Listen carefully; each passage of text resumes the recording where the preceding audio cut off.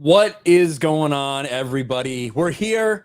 We're live for another Sunday stream, just like we are every single week at approximately this time, right around 6:30 Eastern. I know y'all in the chat like to give me shit if I'm a minute, 2 minutes late.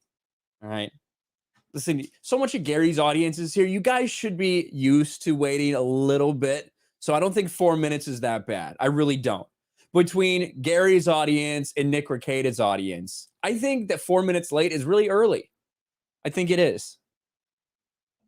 I think it is.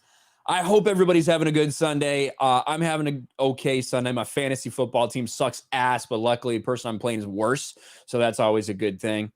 I went to the gun show, the Orlando gun show yesterday. So that was a lot of fun. I had an absolute blast there.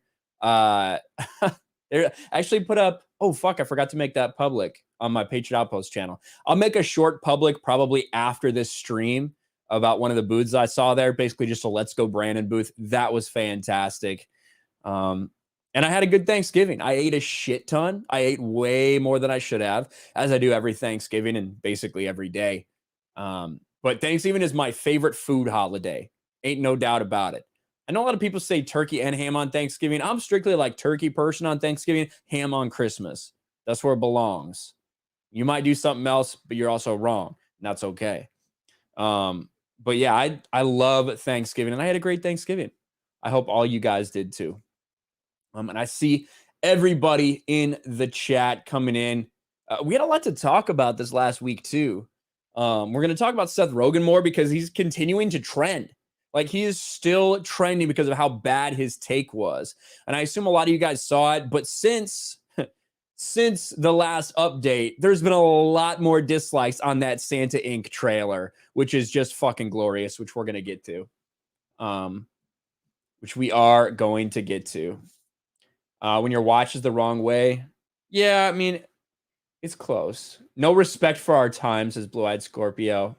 Fuck up, Blue-Eyed Scorpio. Bruce says, here we go, here we go. That's right. TD is here. Matt Stanford is here. Talking about his only good Seth Rogen movie, Zach and Miri Make a Porno. Yeah. Dermot McQuaid's here. Jedi Doug. Kaylee's here. Benzo's here. Benzo is just about right. 5 minutes late. He's not too far off. That was pretty close. That was pretty close. See, what did Seth do? See, we have people that don't know yet.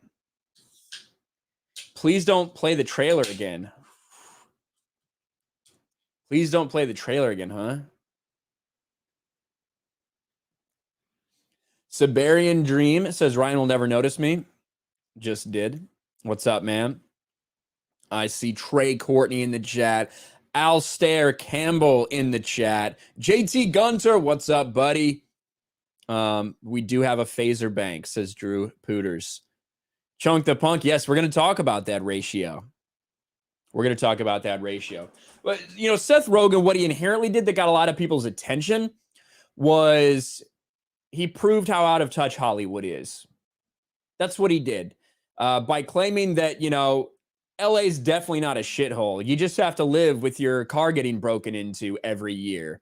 15 times Seth Rogen claims his car's been broken into, but it's no big deal. It's not a shithole. LA is a great city, man, because these people are out of touch with reality. So we're going to talk a little bit more about that when the time's right. And that gave me an excuse to talk about something that I'd been wanting to talk about, and that is that Santa Inc. trailer. And I got to give Chris Gore a shout out.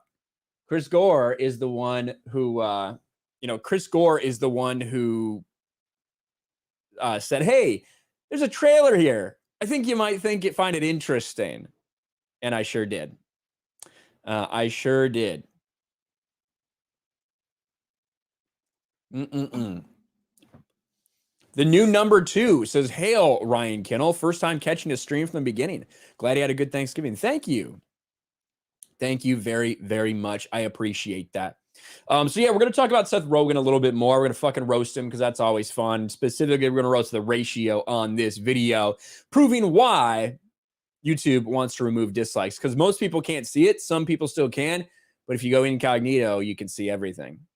So we'll talk about that. I want to talk about Ghostbusters Afterlife because The Ghostbusters Afterlife box office is, and actually also wanted to update the title to say Ghostbusters Afterlife box office. I'm a fucking idiot. Let me clear that up real quick. Let me fix it.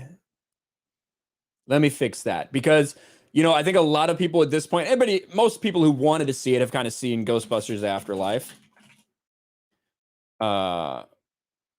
We'll do that because we're out of whatever you call that. But anyway, Ghostbusters Afterlife, I feel like is a kind of a mediocre movie, but it comes from a place of good intentions and love and respect for characters.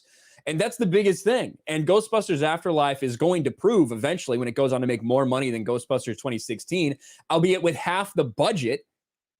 It's going to go to prove that when you do something simple like respect what came before you, respect the characters that are the reason people care about the name Ghostbusters, that goes a long way. People aren't asking for masterpieces. They really aren't. And I think that this is going to be one of those movies that shows that. People are simply looking to have what they care about be respected. And even me, who I think I'm maybe lower on the movie than nearly anyone. I really think it was kind of an average movie with a great feeling at the end. Even when I look over some of the things they did, I don't think they did it because they hate you. I think they did it just because they were trying to make decisions that they thought were best, but it still respected everything that came before. So we're going to talk about Ghostbusters Afterlife because it's already tracking ahead of Wokebusters 2016, which is fantastic. We've got a couple more little trailers for Boba Fett, and one of the trailers sparked a new conversation about Boba Fett and Slave One, which is no longer Slave One. And I saw a lot of people getting very mad at Screen Rant for publishing an article that said Boba Fett's new ship, now renamed Fire Spray. I saw a lot of people getting mad at Screen Rant saying it's Slave One. It's Slave One. You're right. You're not wrong. It is Slave One, but Screen Rant's not the people you should be mad at. Screen Rant's trash most of the time. What the people you should be mad at is fucking Lucasfilm. And if we're taking it there, Dave Filoni and Jon Favreau, right?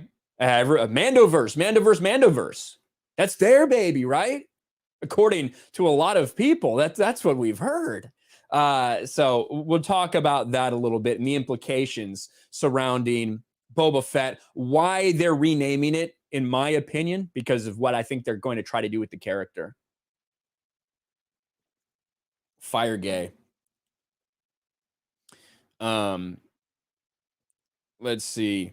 Tiffany Smith, Resident Evil was terrible. Or Timothy, not Tiffany. Timothy Smith, Resident Evil was terrible. I don't know who saw it. It did shit in the box office. Like, really bad.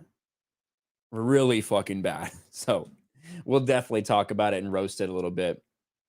Let's see. I got to find who that first super chat is from because it cut it off in my in the system here. Spider Unlimited for $5. What's up, Spider Unlimited? Ouchie Fauci sends his regards to you. Wants to have you over for a cup of coffee and discuss science and treason. Fauci's out of his fucking mind, dude. That guy is so power hungry and so focused on the attention he's getting from this. He really is. It's embarrassing. It is fucking embarrassing. And he said something today. I retweeted it. He basically got a Palpatine moment. I am the Senate. That's what Fauci said. He said, I am the science. That's what this man said. I can't even make that shit up.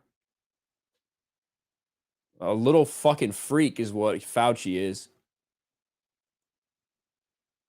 What brand is that new AR, my man? I posted it on Instagram. I think I actually posted his reply to Dan Vask too. Here, I'll pull it up right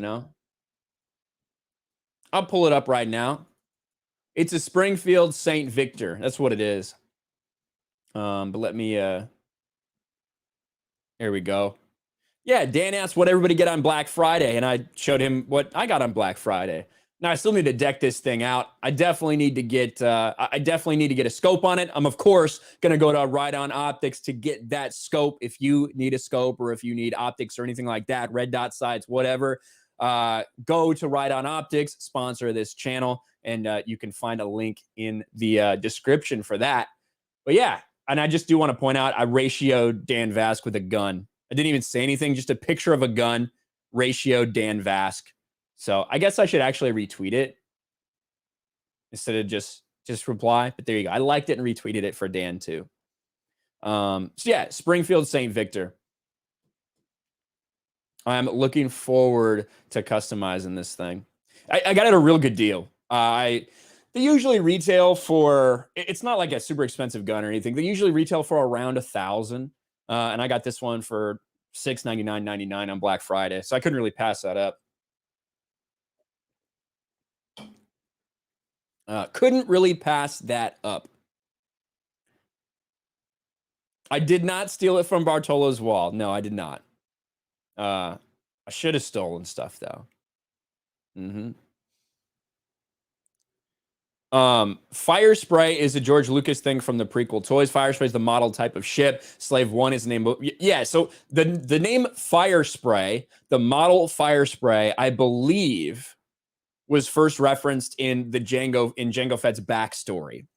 That's what I believe. I don't think it was for the toys necessarily. I think it was for the for Jango Fett's backstory, both in the comics and in the video game Bounty Hunter, which came out right around the same time as Attack of the Clones.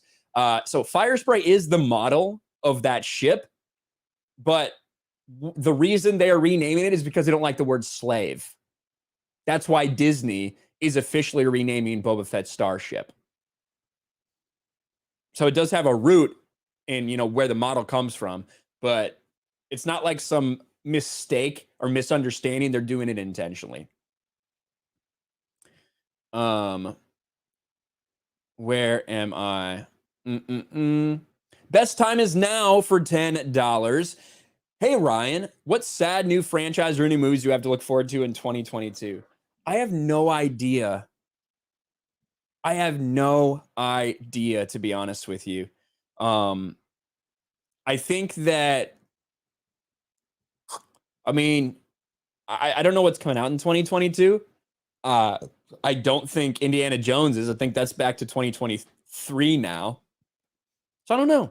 Haven't even been keeping up with that kind of stuff, honestly. Every Marvel movie, I suppose. Black Panther 2. Whenever that happens. But thank you for the super chat. Best time is now. Mark Gallen for 5. Difference between Kyle Rittenhouse. This is a good one. Difference between Kyle Rittenhouse and LeBron James is Kyle can actually shoot under pressure. Oof. That's a good one. And it's not wrong. He's better at defense, too. At least he tries harder on defense. Oracle of Doom 222 for 222. Corsair gear, my man. Well, I did have my Corsair keyboard in there. I think I have a Corsair mouse. Yeah, I do have a Corsair mouse as well. So yes, indeed I do. Oh, the Batman is coming out. Dalvin Cook being carted off the field, really? Yeah, poor guy. The guy fucking got hurt last year too, right? Yeah, of course they're good. The Batman comes out next year in 2022. It's supposed to. I think that I don't think that's going to be franchise ruining. I do think there's going to be a lot of people that just hate it because it's Robert Pattinson. I think the movie's actually going to be I think it's going to be a very good movie. I just don't know if it's going to be a great Batman movie. And that's kind of the stage we've gotten to with a lot of these things at this point. It's like, oh, I want to make a Batman movie, but make it like 7. And I personally like the idea of that, but I don't know if the general population is going to be down with it, at least not the way that they think it will. So we'll see. Top Gun. Now, Top Gun, I don't know if there's a franchise to ruin there. It's just one movie. But yeah, you could definitely, I don't know, in retrospect, in retrospect, it could, fuck some shit up. They already removed a patch from his jacket because I think it was referencing China. So there you go. We've got Buford T. Justice for $40. Thank you, Buford. He says, but Ryan, I thought John and Dave were in control of Lucasfilm now. They wouldn't destroy Star Wars lore? Rolling my eyes. Yeah, I know. It's tough to keep track of the rumors because they change all the time now, Buford T. Justice. But yeah, we'll just put it this way, right? If you're under the impression that Jon Favreau and Dave Filoni are secretly controlling everything and no one else has any control over anything, then therefore you would have to say that they're the ones that decided to change this. Can't really have it both ways, can you? Thank you, Buford T. Justice. Mike Hill for $5. Right now, the movie I'm looking forward to next year is John Wick 4. Oh yeah, I do think John Wick 4 will be good. That reminds me about The Matrix. I don't know when The Matrix is coming out. Is that later this year or next year? But I think a lot of people are going to fucking hate The Matrix. I think a lot of people are going to hate The Matrix. December this year. So we'll count that as 2022. We'll count it. Spider Unlimited for $5. On behalf of Italian American blooded folks, we apologize for Air Fauci. He's not recognized. Wouldn't buy the prick a slice of pizza if he needed it. No, I don't think anyone would. Do we need it? Hold on. I just got to show this guy. We don't need to play too much of it. I got to show a little bit of it, though. Like, let's see. I got to show a little bit of this shit. Oh, and I have a cool announcement, actually, guys. Don't let me forget. I have a cool announcement of somebody that we're going to be working with on this channel. And I think I'm losing my sound here. And on Patriot Outpost, I used to be able to lean over, and it wasn't a big deal. Now I think when I get out of line of the mic, it's probably really, really low. But let me find it for you. This guy, dude. All right, here we go. Just a little bit. We just need to listen to Fauci for a little bit here, because it's literally like an I am the Senate moment. See if we can find it. Realizes that there's a distinct anti-science flavor to this. So if they get up and criticize science, nobody's going to know what they're talking about. But if they get up and really aim their bullets at Tony Fauci, well, people could recognize there's a person there. So it's easy to criticize, but they're really criticizing science because I represent science. That's Dr. Tony Fauci represents science, guys. He is the science. Someone needs to just make this dude into Palpatine. I'm sure it's been done before. The face of pure evil, Dr. Anthony Fauci, right there. I am the science. Where's Dan Vask to do his Palpatine impression when you need him? Sonora Baptiste for $20 says, Ryan, my man, it's funny how people still hold on to faith that Star Wars can be saved. It's done, bro. Put 4 forks in it. Kennedy, Favreau, Filoni, etc. all sleep in the same bed. Hail the fellowship. Keep doing you, bro. Thank you, Sonora Baptiste. I appreciate that. And yeah, it's I agree with you that I think that there is hope for Star Wars to be saved eventually, but it's not at Disney. It can't be. You would literally have to, from top to bottom, get everybody out of there. Because the reason all these people are there is because they all think the same. Look what happened to someone who didn't think the same. Gina Carano. What happened? They fired her. Which means what you should interpret from that is virtually everyone that works there, other than the couple that are probably very quietly hiding it so they don't get fired because they're not maybe brave enough to speak out or don't want to lose jobs, whatever. Everybody else thinks the same way. Or at least is willing to walk the line that they need to walk. So until that place is gutted from top to bottom so that you don't have just fucking insane activists, yeah, I don't think there's any hope for the franchise. I think that The Mandalorian is the absolute best we're going to get, and that's not saying a lot. It's really not. Quantum Harmonics for $2. Thank you, Quantum Harmonics. Appreciate that. And then I also see this normal chat. I don't know if you meant to send this with the super chat or not, but I'll read it anyway. Ryan, will you watch Boba? No. I don't think I'm going to watch it. I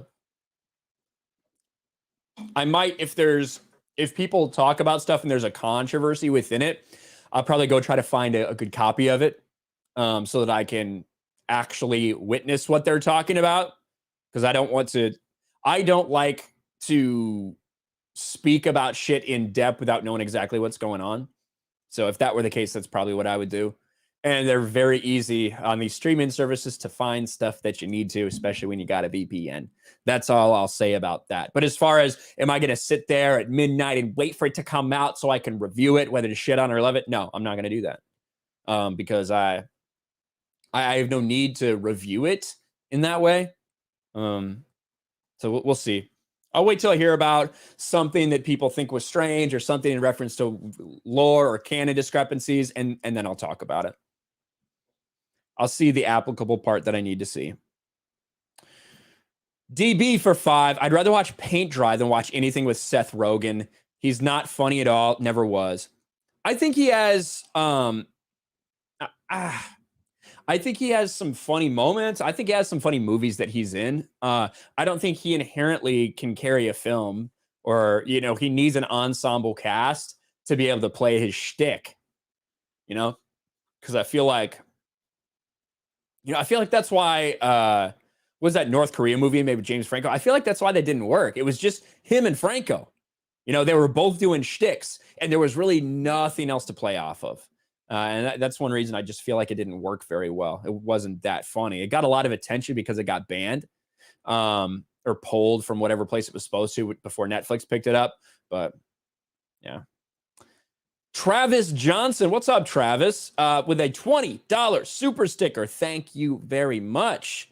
Wow. Says, thanks for being you. And it's a little pear-shaped man with a, I don't know, holding something, an egg or some shit like that. Thank you. Spider Unlimited for $5. If they had a successful sequel trilogy, we most likely wouldn't have Mando. Maybe. I don't know. I'm not sure. We got a Streamlabs over here. The last toxic mail. I missed this yesterday, so I'm going to read it again today. I hope you're in the chat, buddy. Great stream, Ryan. Appreciate what you're doing with Sports Wars and Patriot Outpost. Hope to see you play more Halo in the future. I will play more Halo in the future. I really like Halo Infinite. I don't know what the hell is going to be going on as far as the campaign, but I know the multiplayer. I'm really digging it so far. Really liking it. And then Richard Simmons for $3. Hi, Ryan. I understand you just recently retired from the Navy. As a young lad, I had aspirations of being a seaman. These days, I have it put all over my ass. Thank you, Richard Simmons. Richard Simmons is right there. So thank you very much. I appreciate it, man. And then Lulu. Holy shit, Lulu. With an $85 super chat. Holy shit. Thank you, Lulu. You're so awesome. Lulu is always so supportive of so many people. She tweets out or Instagrams out whose merch she's wearing that day. She's incredible. She's amazing. Thank you, Lulu. For $85. I didn't quite understand why you sent 85, but now that I read it, I understand. For when you hit 85,000 subscribers, keep rocking it. Thank you, Lulu. I will try. I think we'll probably hit 85 tomorrow at some point, based on how we're tracking right now. So, thank you very much, Lulu. You are amazing. Yeah, I can't believe we're at 85. It would have been cool if way earlier in the year when we started taking off with Naughty Dog and No, it was Gina Carano. I think the Gina Carano stuff where it started taking off early in the year. It would have been like an insane out there goal to hit 100K by the end. It wasn't really super achievable, but it could have happened. Now I'm looking at 85. I think if we can, I'm looking at 90. If we can hit 90, that's going to be the goal I push for, which that one's going to be tough too, just based on how things have slowed down for sure. But I think I can do it. I can do it if a couple things go right. So that's going to be the goal. Thank you, Lulu. You are amazing. Ryan will end his stream early, says Darren Hoyt. For what? Not going to end the stream early. Thomas Robinson said, did you hear about Seth Rogen praising assholes for breaking his car, leaving a knife like it was some fucking present? I did. And that's what we are going to talk about today, my friend. That's what we are going to talk about today. Should we start off like that? I need to pull something up over here really quick in an incognito window. Incognito. Da da da da da da da da. Da da da da da da da. No, they pulled it from incognito too. Wow, they're really, dude. That is crazy. I guess we're gonna have to do it a different way. I guess we're gonna have to do it a different way. I guess we'll use YetiCast. I mean, this was still hours ago. It's probably got way more since then, but that's the way we're gonna have to do it because we have no other choice. And I promise we won't watch the entire trailer, guys. I promise, because I know you guys will not like that. I know you won't like it.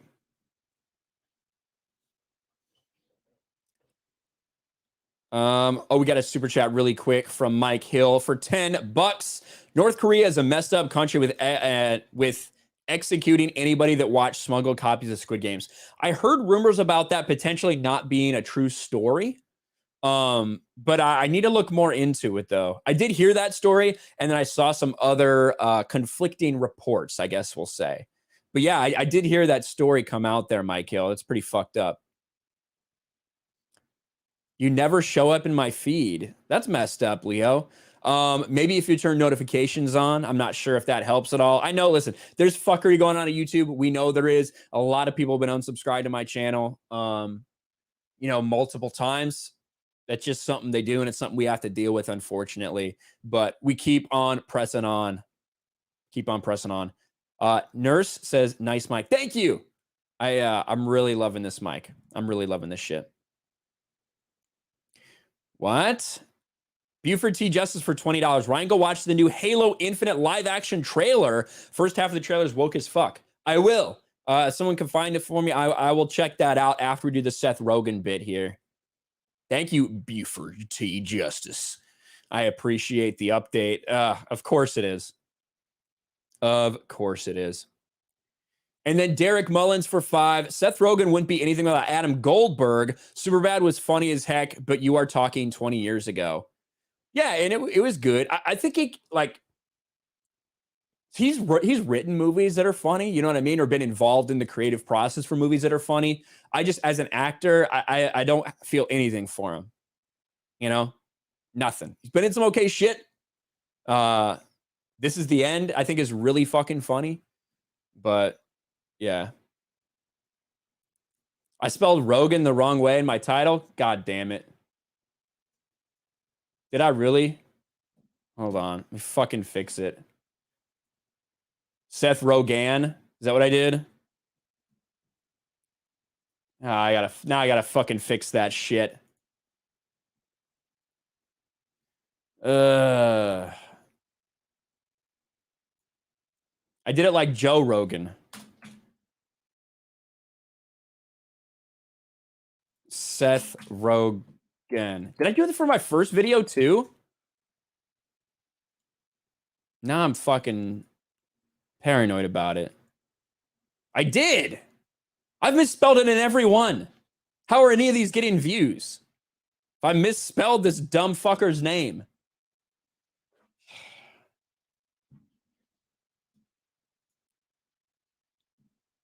Hold on. Seth Rogen? It is Rogen. God damn. Fuck me in the ass. There you have it. Well, that sucks. Now I'm going to be pissed. I'm never going to be able to live that down. All right. Back to this bitch. Do better. Yeah, I do need to do better. Seth Rogen has been in the news for days at this point, and it's still trending on Twitter somehow, stemming from this conversation he had with Casey Neistat, where he basically tried to excuse away what an absolute piece of garbage city Los Angeles is, that people should just be okay with people breaking into their car about once a year. Seth Rogen even went so far to claim that his car has been broken into 15 times since he's been living in LA, and it's just part of living in a big city, man. That's part of it, he says. And this went really viral. People were blasting Seth Rogen because it proves just how out of touch Hollywood continues to be. It's something that we've known. It's something that we've only got more confirmation of over time. Every time these people decide to open their mouths and to be this flippant about people getting their cars broken into, like it's nothing, you just something you have to live with, it does show that these people don't need to worry about things like that in their lives. But what it also did was it brought more attention to this. Now, I was kind of looking for an excuse to do a review of this trailer, thanks to Chris Gore, who pointed it out to me, this Santa Inc. trailer that was just hot garbage. He gave me that gave me the opportunity. When Seth Rogen opened his mouth, that gave me the perfect opportunity to do a reaction to this trash. And the people have spoken. Even though YouTube doesn't want to let you see it anymore, as you can clearly tell, they weren't really quick enough removing all of the dislikes. Because if we go over to our boy YetiCast, with a divisive premise and terrible writing like this, it's not surprising that Santa Inc. is getting ratioed with over 11,000 dislikes. Look at this. So this was about 4 hours ago almost, 11,000 dislikes, nearly 10-1. That's how much people dislike this trailer. And why is that, you ask? Why do people dislike this Santa Inc. trailer? Well, we can play just a little bit of it for you, and I'll remind everyone. Because like everything associated with Hollywood, like everything associated with, I don't know, maybe American traditions, they want to bastardize it, and they want to make sure that you know they hate you. Turns out that's not really a great way to sell your product. We're gonna take a look at a couple very key points in this, and how clearly it's yet again another attack on white men from Hollywood. I guess we shouldn't be surprised at this point, but I also should probably share the audio, or else it won't work very well. Here we go. When you're a kid, there's only one day a year more special than any other day, and that day is Christmas. And we are the magic behind that day. So let's get these fucking kids some fucking presents. Bravo! And now, so that in of itself, you kind of see what this is going to be about. That is one thing, and I do think, whatever, that's like a trope. They take things that are made for kids and they kind of like make them for adults, right? Obviously, this isn't geared towards children. It's geared towards adults. I'm not super into it, but that's one thing. That's a criticism some people might have. My bigger criticism is the story they're trying to tell and the narrative they're trying to set here, which you'll find out very shortly. May I present the hardest working man in snowbiz? Good golly, he's jolly. Our own Santa Claus! Hey, Merry Christmas. Whoa, you're on my naughty list. Good news, sir. More American kids believe in you than they do in vaccines or the Holocaust. That's great. I mean, disheartening for America, but great for us. So, of course, I guess it should be mentioned, Seth Rogen tweeted out, it's every Jewish boy's dream to play Santa Claus. And obviously the voice is Sarah Silverman, who's also Jewish. So they get a vaccine reference and a Holocaust reference right into this immediately in this trailer. But again, That's not really what I'm most concerned about. I'm here from the North Pole Times. Have you decided who will succeed you as Santa Claus? Subtext, Santa's old and knocking on death's door. Fuck you. Good question. I'll give it some serious thought. Ha ho ho ho. Bye. There have been many And here Santa it Clauses comes. throughout history. Some were loved, others loathed. But the position of Santa has mostly been a white man's game. Exactly. It's Of fucking course. crazy. Things have got to change. My advice to you is, oh, if I die, get rid of my porn! I want to be the next Santa. If this is your dream, you have to at least make your case, bitch. You gotta get intimate with that jolly bitch. I know you're right, but do you really have to call me bitch every time you say something? Yes, bitch, because it's empowering to call you bitch.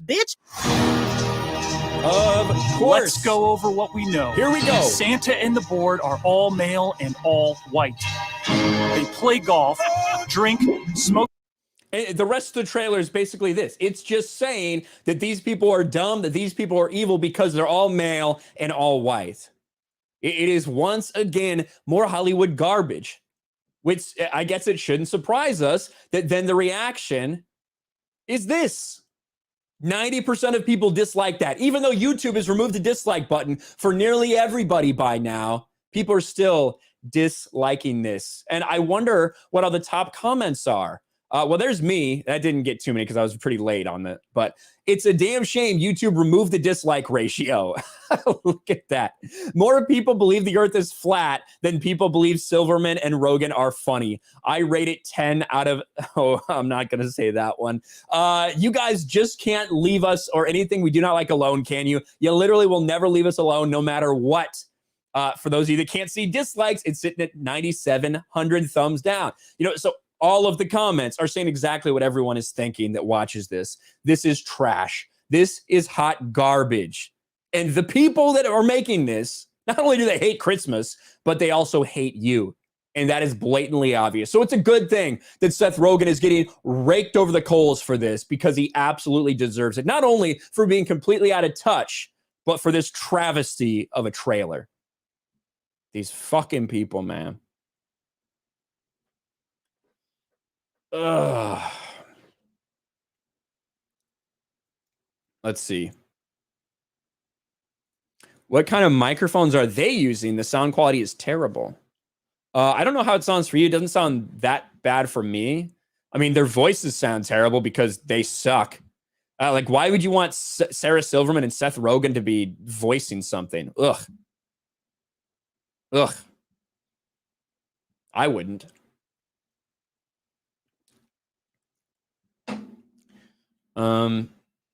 I saw somebody ask, what am I drinking?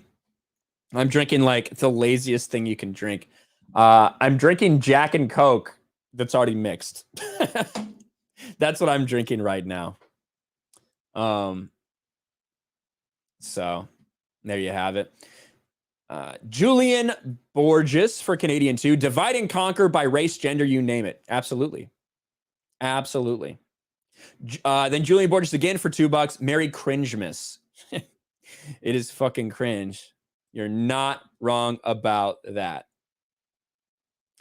Yeah, Sarah Silverman voices the glitch in Wreck-It Ralph, and she's annoying as fuck then. She's terrible. Terrible. Stephen Lanudo for $5. She wants to be Santa, but can't read construction signage. Well, she's just not up to it. I don't think we want a woman driving the sleigh. That's what I'm going to say. Fred says, Ryan looks extremely hot and sweaty. Just take the I am hot. It's fucking hot in this room. It doesn't matter how cold it is outside. It's fucking hot in this room, man.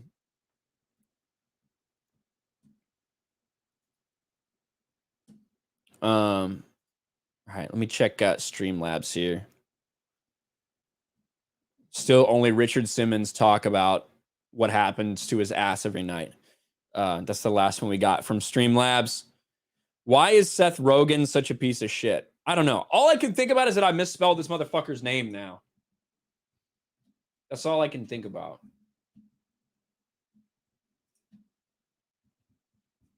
I know your home says Ryan hates everything I like. The hell does that mean? You like this movie?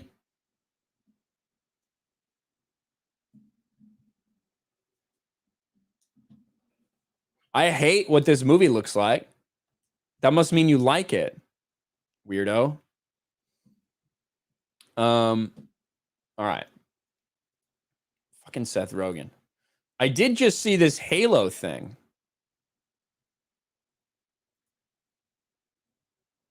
What the hell's Vanellope? Vanellope? I don't even know what that is. How can I hate it? I don't know. And turtles. Oh, Vanellope's the glitch. Oh God, that's cringe though. That's cringe. All right, Buford talked about this Halo trailer. Did this just drop? What the hell? Why is there a live action Halo trailer?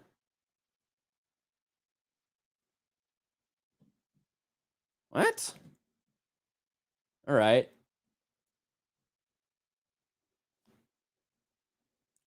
It looks like a lot of the comments are good, but all right, let's look at this live. Let's do a live reaction to this Halo Infinite trailer. It's only 2 minutes long, so wasn't planning on doing it, but hell, we may as well.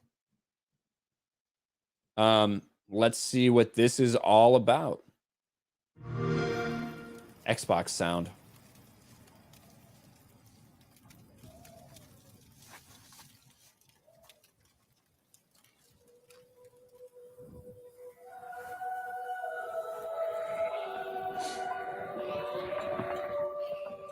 A shepherd.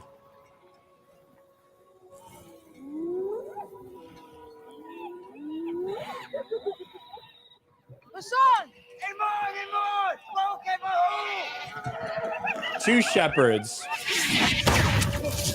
Wolves.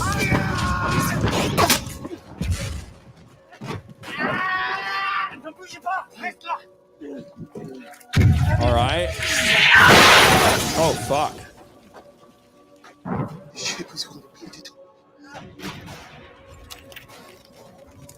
I need more time, so the woman grabs the gun.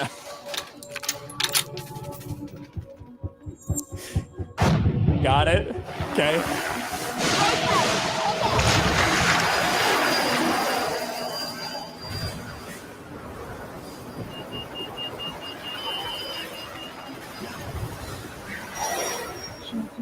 Is that another woman?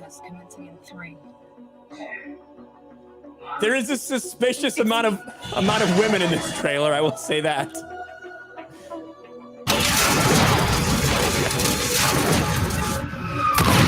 Oh shit.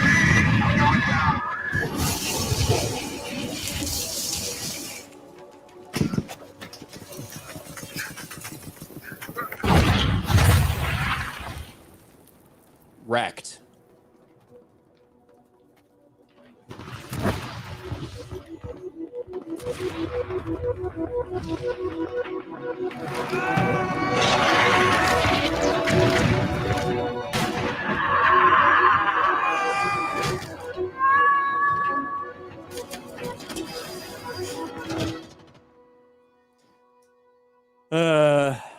Okay.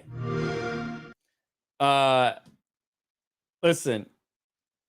It's kind of cringe. It really, like, I don't even know why this exists. You know? Like, why do we need a live, why is this all live action? Why do I care about this? This is Master Chief. Motherfucker's animated. Like, it's in a video game. So I do not understand. I don't have, whatever. I don't care about the shepherds of color. Hey, whatever. Then you got female soldier. She's just a hero. She's going to go, and we got female astronaut. We got female Coast Guard person. But then at the end, the charge. Let's watch the charge again.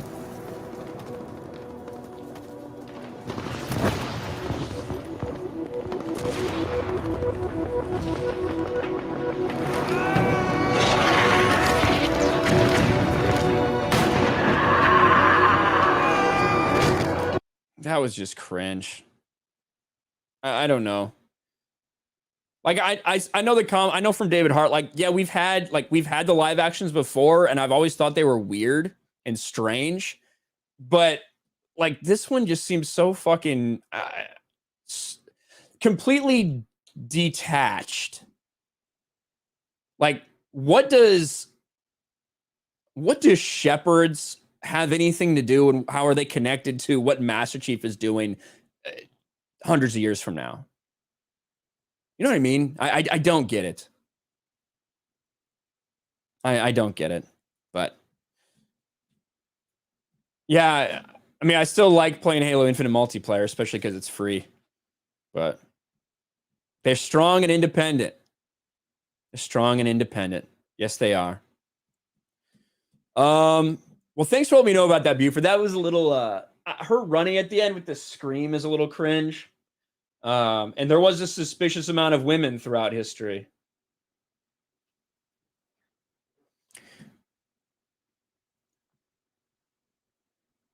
They were nobodies, then they became infinite. Well, Master Chief's not nobody.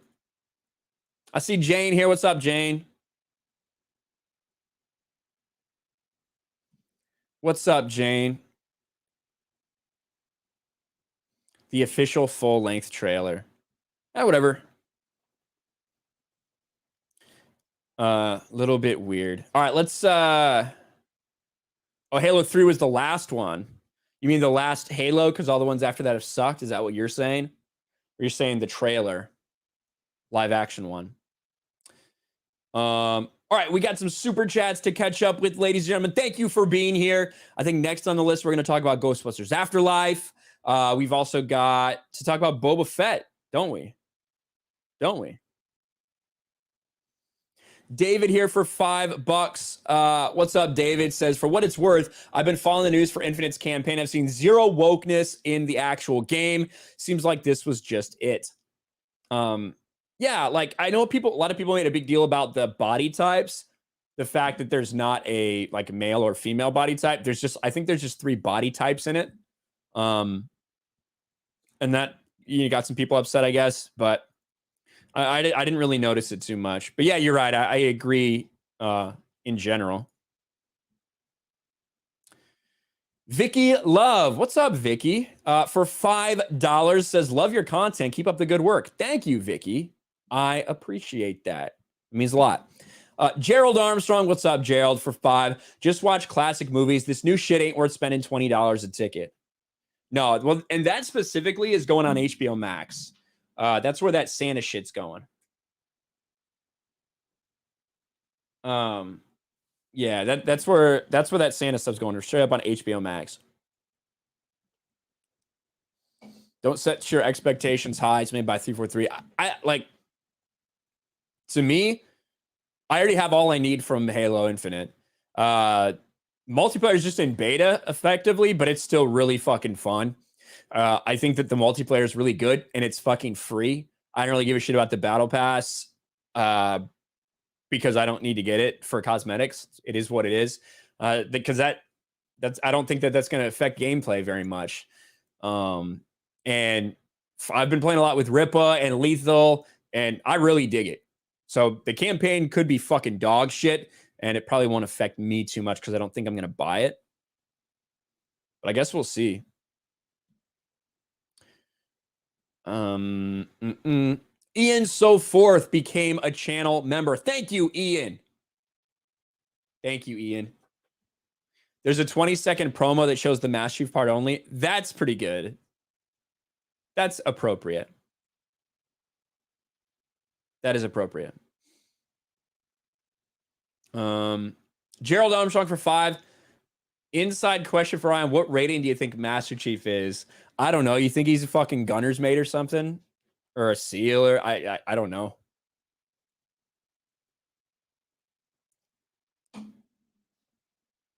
No fucking idea. Yeah, that's true, David Hart. So the weapon is the new AI in this. We haven't seen Cortana yet, and that's apparently what the first several hours of the game is. He has this new AI, and they're trying to find Cortana. from what I understand. Maybe David can confirm that. That from what I've been following, that's what I've heard. Mike Hale for 5. What does this have to do with Halo? I don't know. I don't know. Yeah, Matt, he's a Master Chief Petty Officer. But yeah, the question is like, what's his rating? Because so I got out of the Navy as a Chief Petty Officer, but I was a electronics technician, nuclear grade Chief Petty Officer. So what's his rating? You know, I worked with a lot of people who were electronics technicians, a lot of machinist mates, a lot of electricians mates. That was like in my area, my department. That's who I dealt with on a daily basis. But who is Master Chief? Who is this Master Chief? I kind of would side. I think saying he's a SEAL's pretty fucking close. So, Spider Unlimited for $5. I never thought in my life I could be less excited for a Halo product. Yeah, that didn't entice me at all. That's for sure.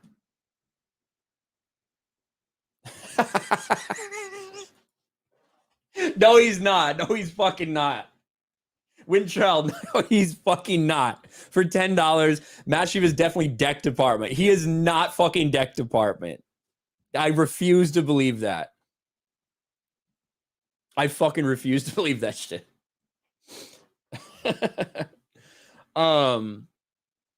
Julian Borges for 5. Remember what Seth Rogen went to that Emmy party and joked about them not social distancing, and everyone just proceeded to laugh it off? I do remember. I do remember that.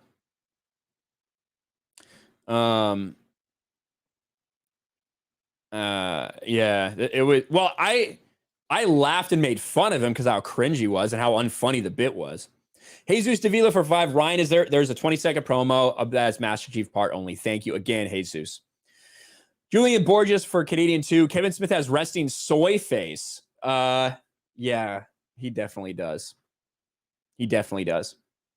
Stephen Lanudo for 2. Lethal Weapon for Christmas. Gary Busey, not Seth Rogen. They're coming out with a new Lethal Lightning. They're coming out. Why the fuck did I say Lethal Lightning? Somebody in the chat just said Lethal Lightning has been playing. It's been playing Halo. They're coming out with a new Lethal Weapon. A new Lethal Weapon. Lethal Weapon 5. Mel Gibson's directing. I'm really excited for that, actually. Buford T. Justice. Almost all the Halo Infinite live action trailers, apart from one, were female centric. Really? Yeah, I didn't see too many of them. I don't get I don't get the appeal of the live action stuff. I never really have. I just want to see. I'm kind of over cinematic video game trailers in general. Like if you like the SWTOR trailers, Star Wars Old Republic trailers are fucking incredible. It's nothing like what the game is, but they're fucking amazing. They are fucking amazing. Just like Steven Seagal in Under Siege, Master Chief runs the galley. Is he a CS? Is he a fucking CS in that? I didn't even know that. All right, I need a fucking drink of water. And then, actually, before we talk about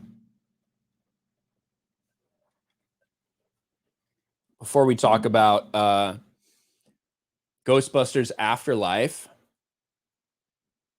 we can talk about actually, let me open this again really quickly. Ghostbusters 2016. Oof. It's depressing even having to pull that shit up.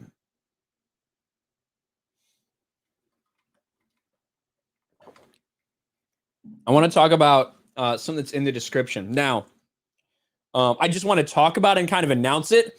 I'm going to have a promo code soon so you guys can get a little bit off.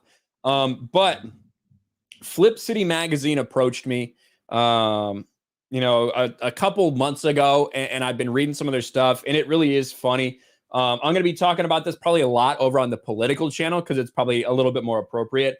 But Flip City Magazine comes out about once every 2 months. And it is basically just a pushback against all the woke nonsense going on right now.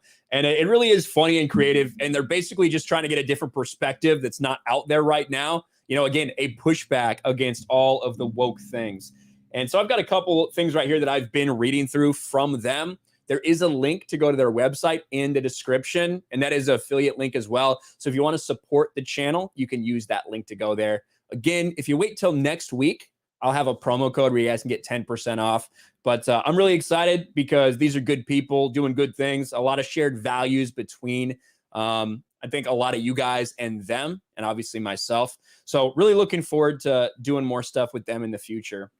But for right now, just go check out their website, see if there's anything you're interested in, and maybe get ready for when that affiliate code does come out, and I can save you 10% on those. But there you go. We'll be talking about them every stream as well, guys. And that link will be in all my videos and everything like that. So really excited to be doing stuff. All right. Where was I? Yeah, I'm looking forward to Lethal. I almost said Lethal Lightning again. Lethal Weapon 5. I really like the Lethal Weapon movies. Even 4, which that's not super popular, but I really enjoyed it. They really are too old for this shit. They really are too old for this shit.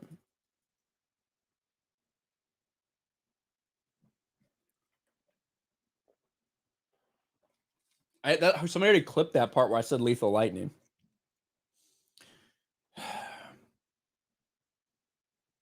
Already. Oh yeah, people. I just see someone on Twitter. People talking about Hawkeye. I didn't even talk about Hawkeye. Like, Hawkeye's exactly what we expected it to be. Hawkeye is setting up for Kate Bishop to take over as Hawkeye. And that's the only purpose of the show. It's not a story that needs to be told this way. It's not a story that should be told this way. They're just doing it. I had a kind of, I don't know, not super popular take on Friday Night Tights when I said that I thought they could have done a lot worse. Like, it could be a lot fucking more woke than it is, to be honest with you. That at least in the beginning, they obviously show from a very young age she was inspired by Hawkeye, and she literally trains through childhood to try to be like Hawkeye. And then when she meets him, she wants to impress him, and a lot of the things she does just fucking backfire on her. Whereas it could be she's just like, I bypassed the compressor the entire way. But even with that being said, it's clear that she's there to overshadow him and to take over for him in a story that doesn't need to be told. What this story should have been, if you wanted to incorporate the Ronin suit, the story should have been going back and forth between present day, so post Endgame, and during the blip, when he was wearing the Ronin suit and he was fucking murdering crime lords and shit like that. Like, that's what it should be about. And specifically about him having to deal with all the repercussions from what he did and coming to terms with what he did during the blip when he was in a fucking dark place, when he lost everybody. That's personally what I think it should have been. And I think what the vast majority of people would make sense. But instead, they're using that and using the fact that you care about Hawkeye to shoehorn in Kate Bishop, and we'll never see Jeremy Renner again. It is what it is. Yeah, they'd be too dark. It'd be too dark. That's a damn good... Yeah, that's the idea that should have happened. Did I watch Encanto? I did not watch Encanto. I did not. And yeah, I have had enough. I've had enough of 120-pound chicks just like throwing around 200-pound men. I don't have a problem in the same way that I don't have a problem with Black Widow kicking a bunch of dudes' asses in the right way. What I don't like is when they fight like they're the same size. You know, that's just not how it would happen. So that happens basically every time we have a female character or female lead at this point. I thought it was done fairly well with Black Widow in the early days, but I don't know. Encanto's doing well. I don't know if Encanto's doing as well as they would like it to be. Think about, here's what they should have done, guys. Listen. Very fucking simple. Both with Hawkeye and with Black Widow, this is what they should have done. Black Widow should have just been a story about fucking Hawkeye and Black Widow. That's what it should have been. They talked about Budapest so much. This should have been Budapest. This should have been that story with an that lets you understand why Hawkeye felt what he was feeling, why Scarjo felt what she was feeling in Endgame. You know, something to like dive deeper into their relationship. They used it enough already. They used all these, remember, oh, that's an era from, oh, back in the day. Oh, me and Hawkeye hit up here. We played tic-tac-toe. I'm sure we didn't fuck it all. We just played tic-tac-toe. Okay, that's kind of weird. That's what that movie should have been about. But instead, they used it as a platform to launch their new Black Widow. And they should have done with Hawkeye what I just stated. But instead, they want to use it as a platform to launch their new Hawkeye. That's why these shows seem so forced and unnecessary, because they are. They literally are. And I don't think that it's as bad. I don't think that the character of Kate Bishop at this point through 2 episodes is as bad as it could have been. Like I said, I really thought going into this it was going to be worse.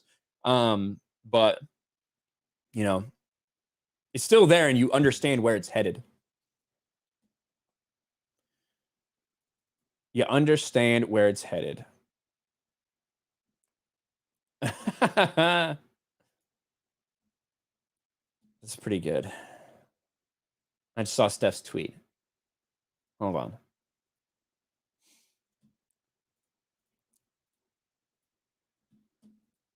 There you go. There it is. I think that's the screenshot from the video, in fact. There you go. There's Fauci. Dr. Fauci. Can we see our children at Christmas, Dr. Fauci? Can we see our grandparents? Well, I don't know. If you get the jab, you can see your family. If you get 3 boosters and triple mask, you can see your family. Fucking... I can't say the words I want to use to describe him on YouTube, or else my channel would be dead. By dead, I mean deleted. That's what I mean by that. That's what I mean by that. Cool Ranch Doritos. Do I get Cool Ranch Doritos at 100 likes or 1,000 likes? That's the first time I heard of that. Sounds like a good deal to me. Gerald Armstrong for $5. Before your time, Ryan, Seals had source ratings, so it's possible he was an MS, what CSs were called until the mid-2000s. I mean, I guess, I don't know if that's true, if we think that that's what it was, but yeah, you're right. If that's the case, could definitely have been it. And then Gerald Armstrong for $2. Fauci's already talking more lockdowns. I'm sure he is. I'm sure he is. All right. What we're going to talk about next? Ghostbusters.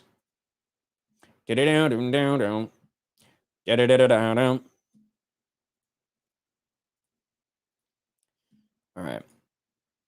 I made a video about Ghostbusters box office basically as soon as that dropped.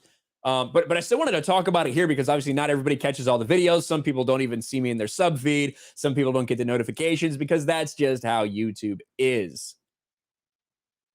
When it comes to Ghostbusters Afterlife, it was very clear from the beginning that the critics, at least some of the critics, specifically the top critics, had a big problem with it. A lot of them didn't like it because it was ignoring 2016 Ghostbusters. It was ignoring the woke female-led Ghostbusters that we saw. It was a travesty.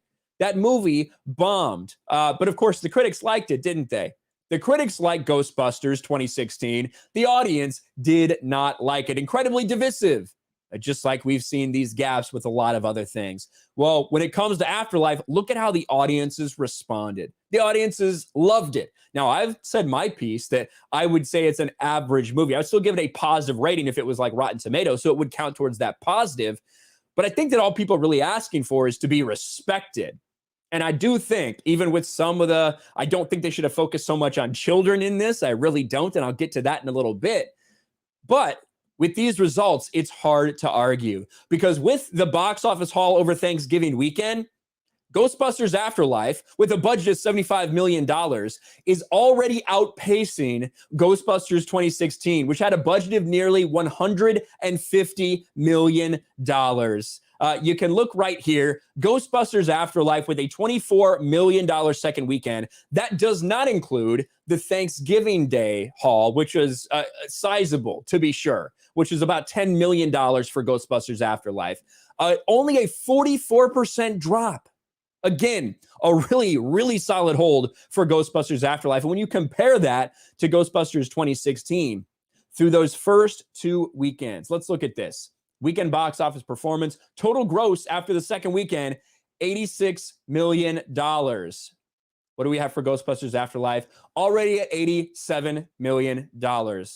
You could say pandemic all you want. You could say all this bullshit. But the fact is, even with half the budget, this movie is still making more money than woke Ghostbusters Afterlife. And that just goes to show that when you give audiences what they want, as far as respecting the material, whether it's the source material, whether it's the lore, whatever it may be, in any of these franchises, that is what they're looking for more than anything else. Now, personally, if I were making a Ghostbusters sequel like this, I would try to make it like Ghostbusters. I would try to focus it around people that are around the same age as the Ghostbusters were when we saw that movie in 1984. I would make it about 30-something. So I would try to make it maybe about the Ghostbusters kids, right? Instead of the grandkids. They're making it into like the Stranger Things feel, which I'm not a huge fan of. I think that the reason Ghostbusters worked in 84, there's lightning in a bottle. It worked because you had these three guys, and then, of course, Ernie Hudson came in later, but you had these three guys with this very dry humor that were all, like, quirky in their own way. They had their own kind of brand of humor, but they were also very relatable because they're just, like, 30-year-old dudes that don't quite know what they're doing. They're kind of fuck-ups, and they just randomly hit it off with this. It's not over the top. It's not anything like that until the last 20 minutes when they're fighting a freaking Stay Puft Marshmallow Man and Gozer, right? But it was just a simple comedy. That's what it was for the vast majority of that film. And I don't think it was ever meant to really be a franchise, and they're trying to push it to make it a franchise. So that's why I didn't like what they did with the kids. But you can't deny that the audience reaction has been very, very positive, because even if you didn't like the kids, even if you didn't like this or that, you found that they were respecting what came before, that they were trying to honor the past. They were trying to honor the original cast and everything that happened. And also, in doing so, respect the fans. And even if maybe it wasn't a perfect movie, even if a lot of people maybe didn't feel great about some of the decisions they made, it felt a hell of a lot better than it did watching this piece of garbage, because this thing wanted you to not care about anything that came before. They wanted to be the new Ghostbusters. They wanted to be the only thing you cared about. And if you don't like it, you must be a fucking bigot. That's what they said. That doesn't fly too well. So I'm happy to see Ghostbusters Afterlife continuing to do really well and even outpacing this garbage. And obviously, this movie doesn't need to make near as much as 2016 did to break even. It's already well on its way there. So congrats to Ghostbusters Afterlife. Definitely correcting course from this travesty.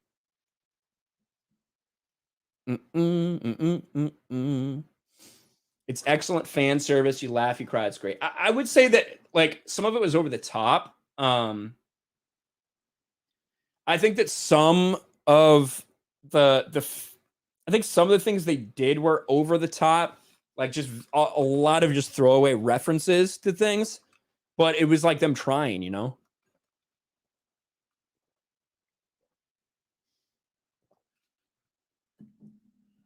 And I think Red Letter Media, I don't always agree with Red Letter Media. They're much harder on this movie than I was, like much, much harder. But I think that they encapsulate, I think that they really talk about the problems I have with the movie very well in it.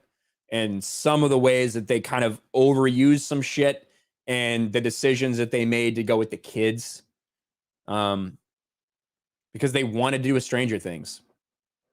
That's not Ghostbusters, you know?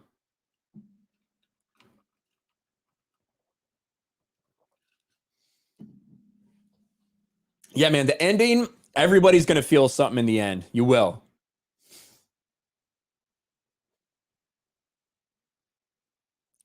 Well, I think that it's all about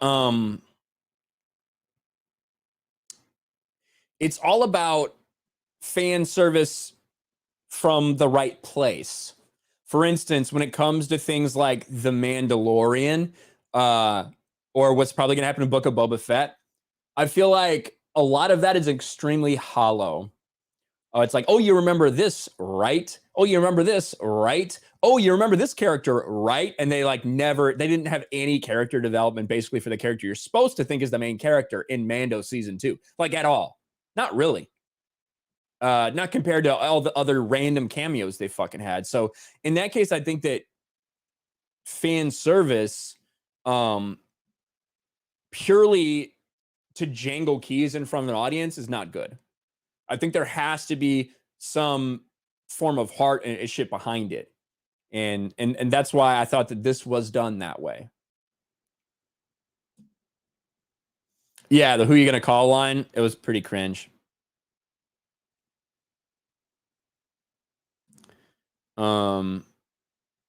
Let's see. If the Ghostbusters use them, yeah. If the Ghostbusters have kids, use them. I agree. I thought we needed more of the mom and Paul Rudd, not necessarily them, but like that type of shit. People that are kind of stuck in their lives, you know, and they know that that's probably not what they should be doing or trying to figure out what their need. That it should have been like Ghostbusters, you know.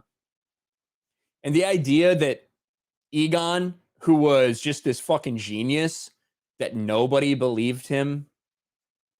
Like, and the fact that then after leaving to try to prove that he was right, he never sent like a fucking email, never sent a text message with like, hey, look at all this crazy shit I found. Come on, man. Like that's the part. And that the story is really weak there, is very weak from a believability standpoint.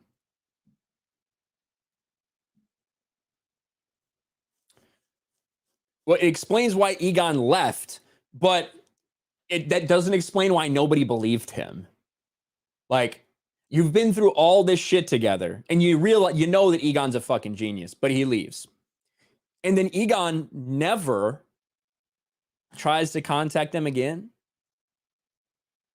Come on. Let's see. Where was I? There it is. Raging Rhino is here for Australian $2.99. G'day, mate. Hope you're doing well. Cheers, Raging Rhino. Thank you, buddy. Appreciate it, man.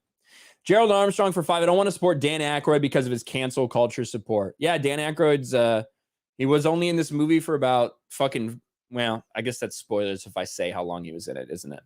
But yeah, he's had said something fucking idiotic the other day. Something idiotic. Egon did try talking to Ray. You can't send a picture. Literally, a picture would have proven everything. That falling out makes no sense to me.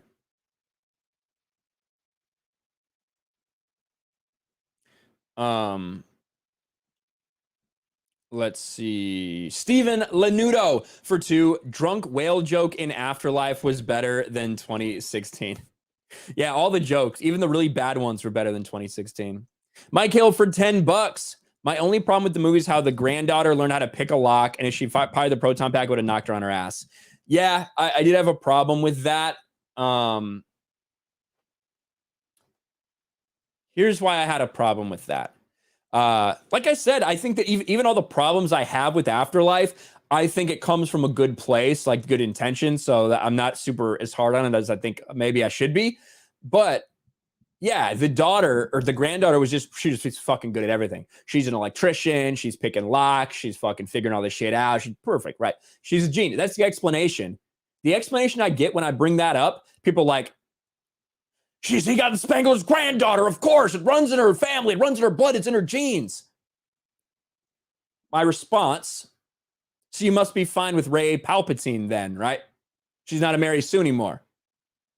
Because, I mean, that's her ancestor. That's her grandfather. So if you're okay with that, you must be okay with Rey Palpatine. That's my answer. To all the people that want to just say it's because she's Egon's like descendant.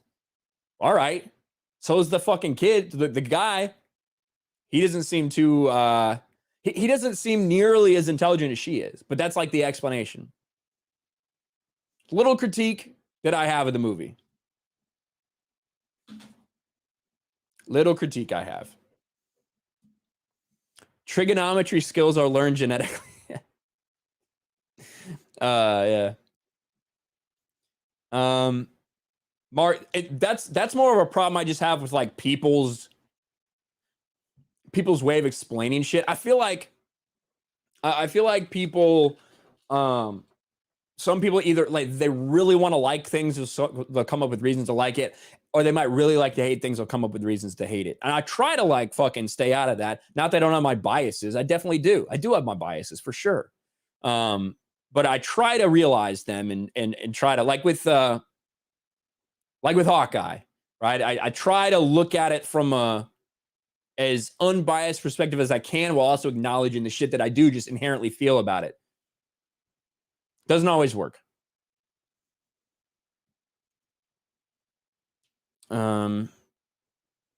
Mark S for Canadian, $2. Thumbs up. Thank you very much, Mark S.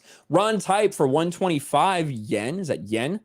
Remember that Rolf AVGN did a non-review of Ghostbuster 2016 and got called a misogynist and incel.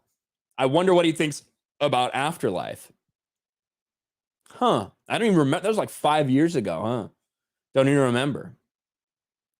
Julian Borges for Canadian 5. People think they are so enlightened and go make sacred cows out of scum like Fauci. Censors were supposed to be the crusty, out-of-touch ones.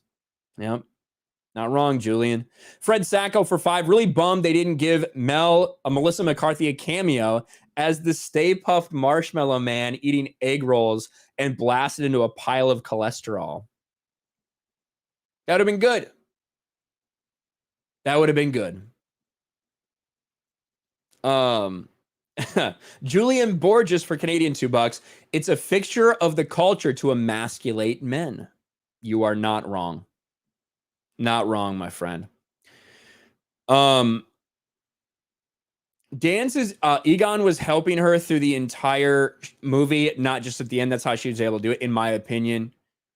Well, obviously,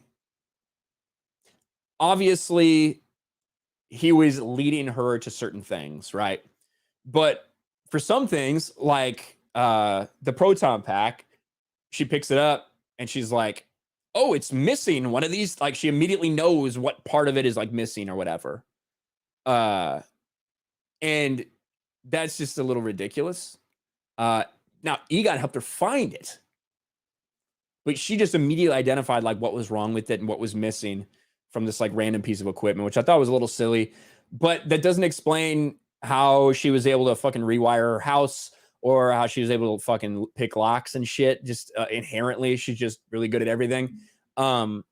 Because it's not like she didn't think she could pick a lock and Egon helped her. It was her mom asked her to pick a lock. You know, I don't know.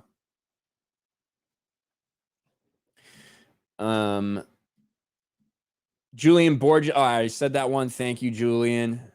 I appreciate it. It is dark in my room. Robert B says it's okay to like stupid things. I love my dog and he licks his ass. Fair enough. I guess that's the perspective that everyone should truly have right there. There you go. There you go. All right. Let's go. What else do we have on the docket today? Oh yeah. Let's watch that new Boba Fett scene really quick. So I want to watch that quickly and then talk about why people are talking about Slave One. Boba Fett TV spot? Is that it?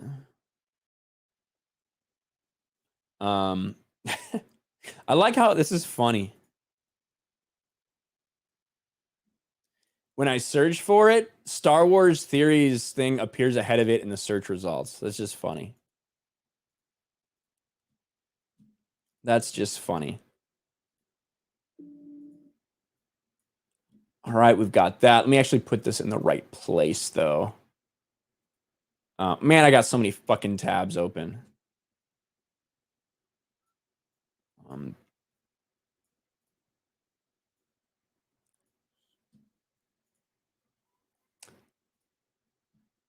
Okay, there we go.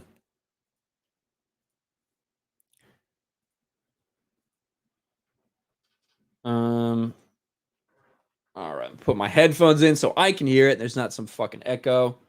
Is Demajani in the chat? What's up, Demajani?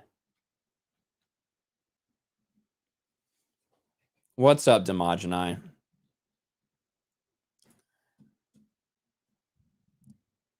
I saw this tweet making the rounds the other day with a lot of upset people. They were upset at Screen Rant because of what this says. Hashtag Boba Fett is seen reclaiming his iconic ship, parentheses, now named Fire Spray, in a new trailer. That's actually a typo. In a trailer for hashtag The Book of Boba Fett. Check it out. And of course, that's going to link to this right here. Boba Fett trailer shows Boba reclaiming his iconic ship. And a lot of people were mad that they used the term Fire Spray, now named Fire Spray. A lot of people saying it's called Slave One. You got the name wrong. It's called Slave One. And in fact, I agree with them. That is the name of Boba Fett's ship. We all understand that. But this is not just Screen Rant saying, oh, well, we're just going to decide to name it this. No, we said it when the news broke months ago that they were going to rename this Lego and call it Boba Fett Starship. That was not just where it was going to stop. They were going to rename Boba Fett's ship for a certain reason. And I want to watch so we can see the scene that they're talking about, because there's a new TV spot out there for the Book of Boba Fett. It's only 30 seconds long. It's called Rain. It's 24 on trending right now. So let's watch it right here.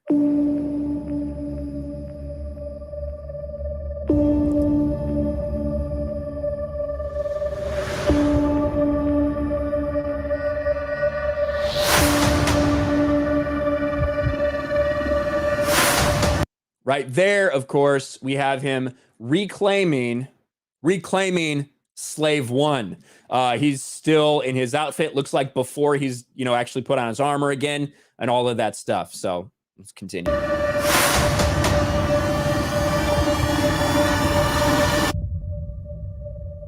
I am Boba Fett. The Book of Boba Fett, streaming December 29th, only on Disney+. All right, so there you go. Obviously, this one scene right here of reclaiming his iconic ship, now named Fire Spray. When this broke, there were a lot of people that said, it's just a Lego. It's not a big deal. They're not going to rename it. Well, sure enough, it didn't take too long until we saw a comic book where it was renamed to Fire Spray.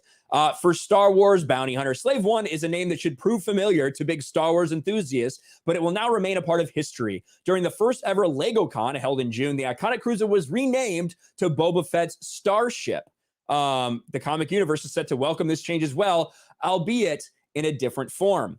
In a press release, about the ongoing War of the Bounty Hunters comic crossover, the Fire Spray name has seemingly been revealed to the new moniker for Slave One, despite a petition by fans to retain the latter.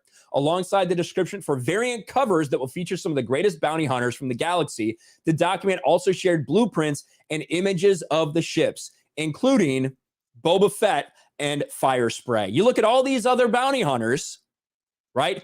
The name of their ship is right next to them. It says Boba Fett and Fire Spray. That was when it was essentially confirmed that Disney is in fact dropping the Slave One name. And the reason that they're doing this is because this is Disney Star Wars, and this Boba Fett is not Boba Fett. There's some people out there that want to pretend that because Jon Favreau and Dave Filoni are in charge of this, that means it's good, guys. They're about the fans, about all this stuff. If you think that, then why are they renaming it Fire Spray? Just a thought to process through your heads there. But they are renaming it because what they want to do in this series is they want to take Boba Fett as a character and they want to change him. They want to make him this kind of good guy, right? That's the narrative that they want to set with Boba Fett. No longer this fucking bounty hunter, no longer this intimidating guy, no longer somebody who will do anything to honor a contract. No, instead, he's going to be this good guy that is going to try to set up all the rest of the bounty hunters and get them all on the same page and all happy and working together. Because like I've said for a long time, what I believe they are doing with this whole Mandoverse, Ahsoka series, all that, they are trying to rewrite Timothy Zahn's Heir to the Empire trilogy, his Thrawn trilogy, Heir to the Empire, Dark Force Rising, The Last Command, that we got in the early 90s, where the expanded universe really started taking off. They're going to take that and they're going to retell that story, except instead of Luke Skywalker, you're going to have Ahsoka Tano. Instead of Sabaoth, you're going to have Ezra Bridger with Thrawn. Of course, Thrawn is going to be Thrawn, but a cucked version of Thrawn because this is Disney Star Wars and Dave Filoni's already ruined his character. What I think they're doing with Boba Fett is they are turning him into the Talon card for this, who was a guy, a noble smuggler who united all the other smugglers to kind of work together after the downfall of Jabba the Hutt. The timeline works out right. All of that works out right because these people have no fucking creativity at all. And they are renaming Slave One so that Boba Fett can be a good guy because, only a bad, evil man would have the name Slave, despite the fact that it goes all the way back in history to when the reason Django named this was because of his history with slavery. But they want to ignore all that context. They just see the name Slave and they think, slave bad. We're Disney. We're woke. We can't have that. We are still willing to work with China and promote in China where they're using literal slave labor. But this is Disney Star Wars. For you people that think it's not happening, it's a joke, I guess we'll see, won't we? Not that much longer until Book of Boba Fett. And all you guys are going to be pretty shocked when he doesn't refer to it as Slave One, but he calls it Fire Spray.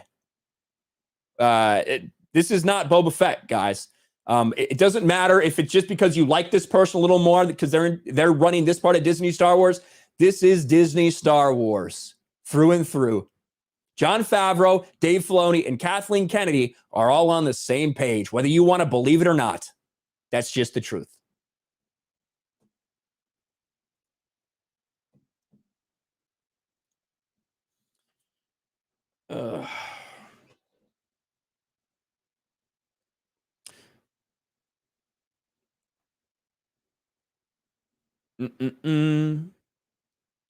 Let's see here. Boba Fett becomes an anti-hero much, much later, like 20, 25 years after A New Hope. Like, let's just be real when it comes to the Star Wars expanded universe. Boba Fett right here should still be the cold-blooded calculating dude. The reason that Boba Fett lightens up a little bit in the Star Wars expanded universe is because he thinks he's about to die and he's trying to rediscover his family. That's why he becomes a little bit more of an anti-hero.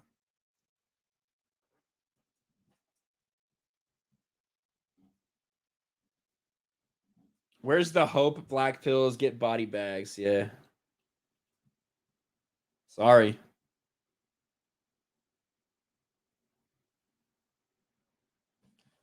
Sorry. And if anything, I think that they might just never say the name of the ship. You know, I think that they might just never say anything at all. It'll just be like, oh, there's my ship. I've missed her. Let's go. We've got things to do. Like something like that. He's not going to be like, there's my ship, Slave One. I'll be shocked if they utter that word. And it's truly because I feel like they want to try to do this and make him into this like good dude. That's what I think they want to do, which is kind of a detachment from what we saw at the end, at the end of Mando. But it's because I don't think they really had any plans. I think the truth of the matter is, and I think that might go into, I think somebody in the chat said, like, you can see they use the phrase Slave One if you have closed captions on. I think it's because a lot of what we heard from actual sources about there being problems on the set with Pedro and things like that, and how they threw together the Boba Fett stuff kind of last minute. It explains why Robert Rodriguez only had like 8 pages of script, all these things, because they wanted to introduce Boba Fett so that he could take over if things went bad with Pedro Pascal, you know? And I think because they threw him in there, they didn't really have any plans. So then after, they had to create the plans that they wanted to use.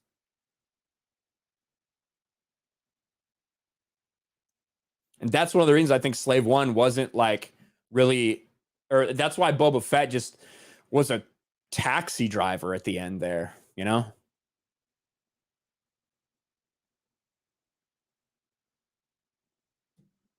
Slave One's not a racist name, and it's absolutely not.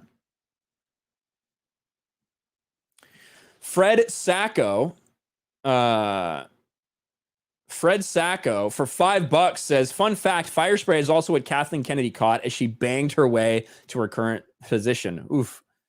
Damn. Thank you, Fred Sacco. That's pretty good. Gerald Armstrong for 2. Is the EPA involved in this one? I don't know, Gerald. I don't think so. Not that I recall. Mike Hill for $5. At first, I thought Egon was just going to help his granddaughter the whole movie. Yeah.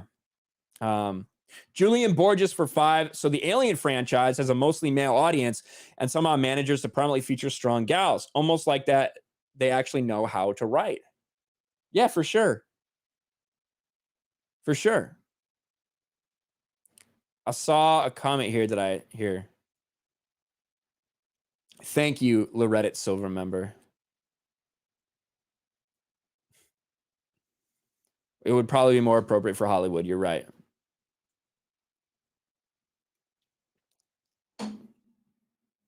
Fire spray. And I explained at the beginning of the stream too.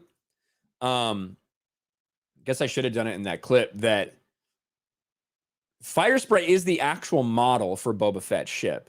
You know, it is and has been for 20 years.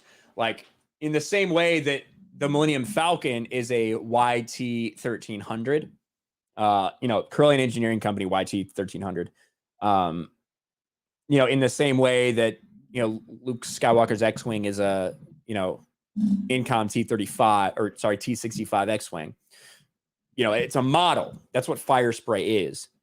They ain't honoring shit. They're just looking for a way that they could rename it without a lot of backlash.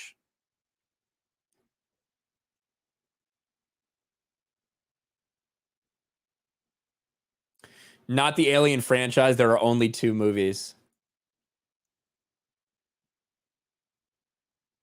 Yeah, Alec Guinness made out like a fucking bandit. He made out like a fucking bandit for Star Wars. He really fucking did. Steph is trending right now. But I believe it's the basketball player, not Armad. But still trending, Steph.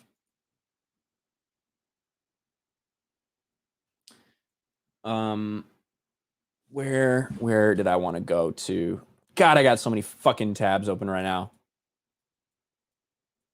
Oh, we got to talk about Kevin Smith. We got to talk about Kevin Smith, Master of the Universe. Revelation.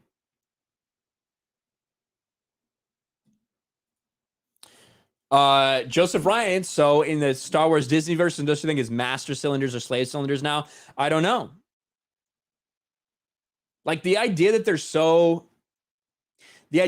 worried about the word slave is crazy. Anakin is just fucking slave. They got slavery in the fucking movie. They had slavery in what do you call it? What's the name of that shitty movie? Last Jedi. Like slavery is just an inherent shitty part of this galaxy. You know, no one's saying it's a good thing. No one's celebrating it, but it's a menacing name. Are you gonna rename all the Star Destroyers because it sounds too bad now? But the reason they're doing it is because they want to make Boba Fett into this very good person. You know, that's what they want him to be.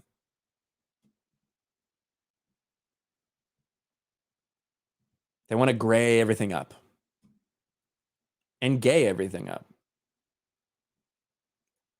Uncle Guns for 2. Book of Boo Boo Force. Think I'll pass. No thanks.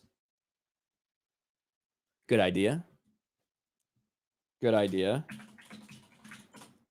Go to Kevin Smith's Twitter really quick. I have a sneaky suspicion.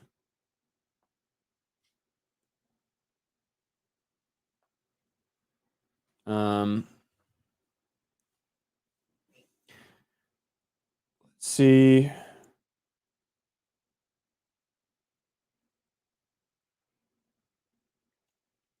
Oh my God.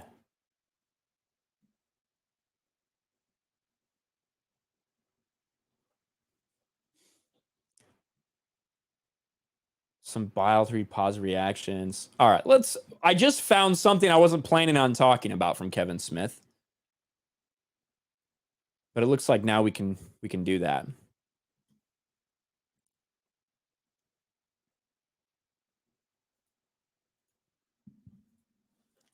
I'm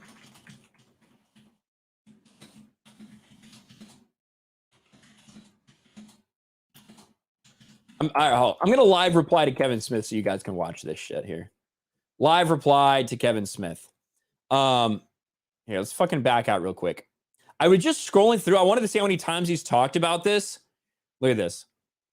20 hours ago. Kevin Smith means the world, or rather, the universe. My likes are filled with love for Master's official revelation. After part 1, I had to wade through some bile to read positive reactions, but since part 2 dropped, the anger directed at me in July seems to have subsided. Crossed my fingers for season 2.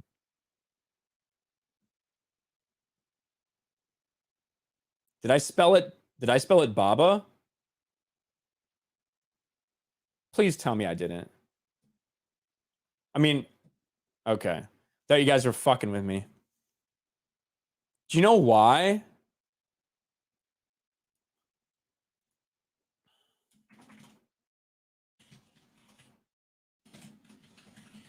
Translation, you fucked up this show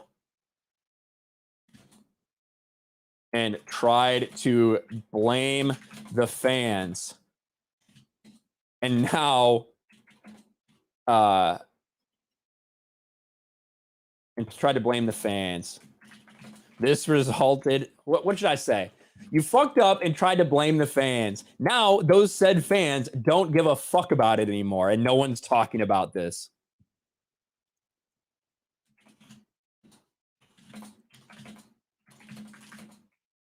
You told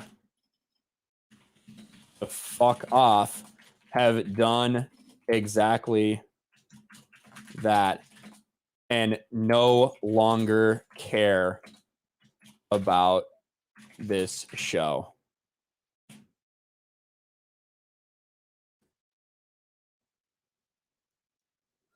Telling me owes you money, says Ian so forth. I guess I could.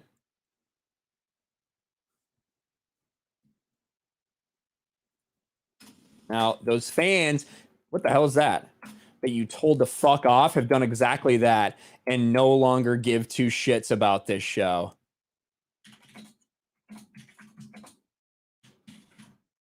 Congratulations.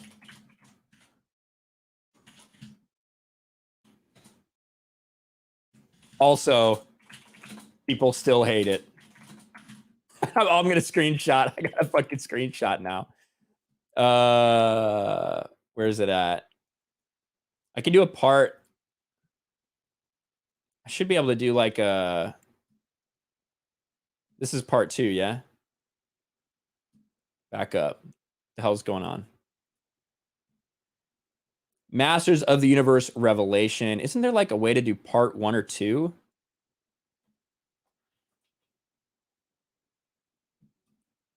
I swear to God, there's a little drop down thing.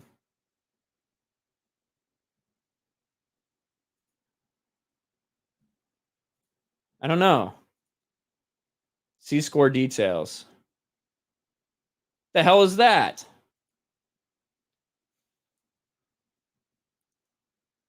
There definitely was.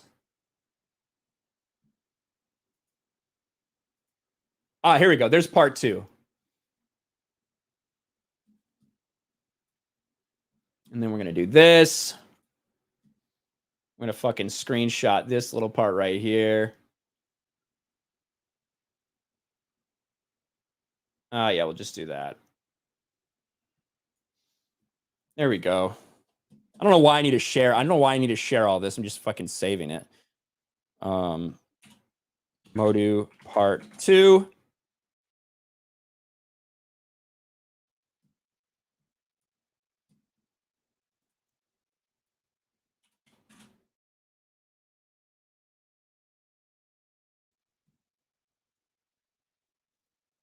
I guess you guys wanted to see me send it out. There you go.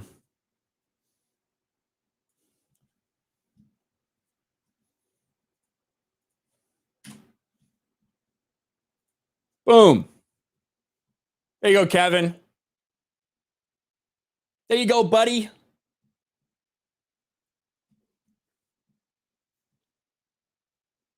God, I did not think we were going to see that.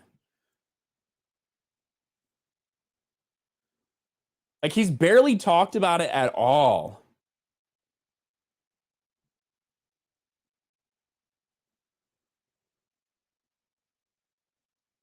Like, he's tweeted about it a couple times, and that's really it since it came out. Not like it was before, where he's tweeting all the fucking time about it. All right, well, let's do this here. Let's fucking pull this over.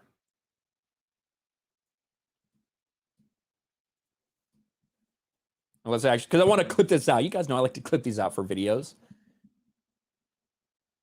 Kevin Smith is once again deciding to take I don't know if it's a victory lap. I don't know if he thinks he's being funny. I'm not sure what exactly this is. But after Masters of the Universe Revelation Part 2 finally dropped on Netflix to extremely, like, no press at all. Almost no one was talking about this because Kevin Smith drove them away.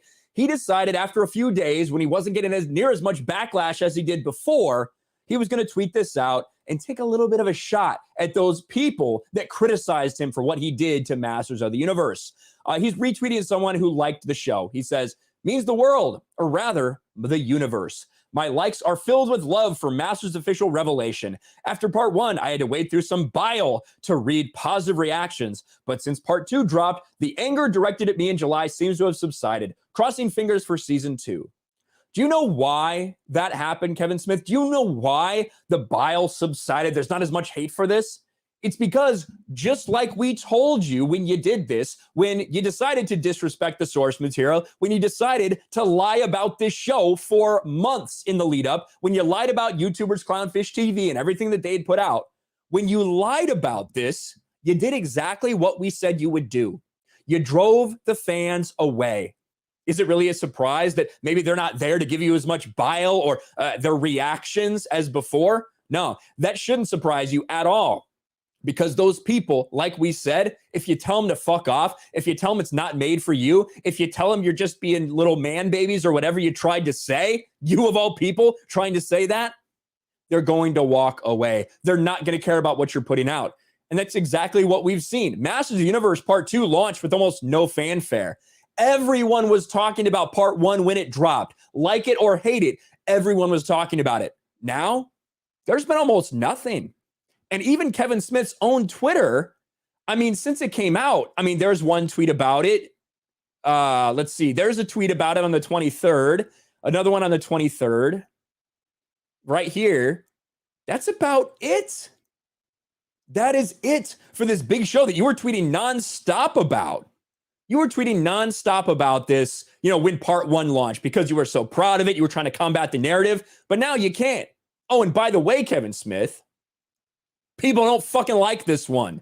You're acting as if there's just great positive reaction to it. But when you go and you actually look, looks like people don't fucking like Part 2 either. 51%, completely fucking divisive. Just like we knew it would be. We can look at Part 1. We can see the scores for that.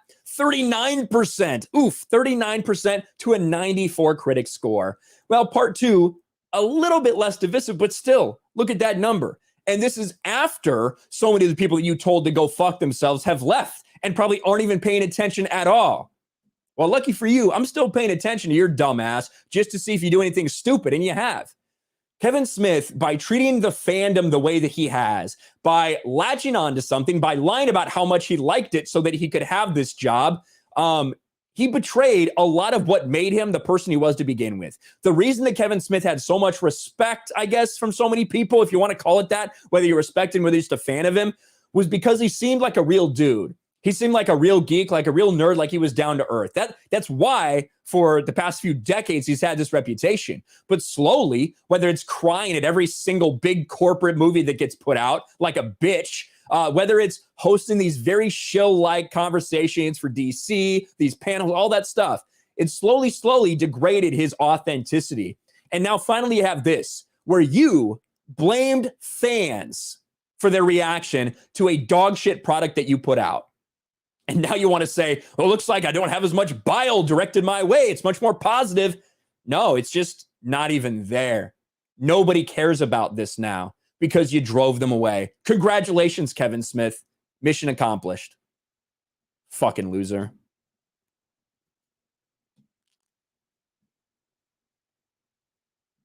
I did not know.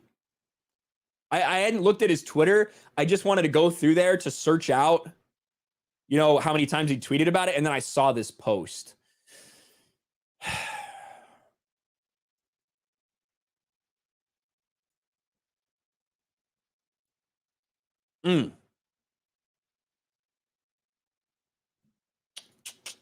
Goddamn, motherfucker. I didn't even show you guys any of the fucking pictures from it. Yeah, Evelyn gets the power sword. Julian Borges for $5. Fauci's name basically means death, and COVID spelled backwards sounds exactly like the Hebrew word W, meaning malicious spirit. Go figure. Well, that's interesting. Stephen Lenudo for $2. Smith sees jacked evil Lynn. I want a divorce. Probably. Ian So Forth for 10 pounds. Nailed him, Ryan. His stories are emptier than his tissue box.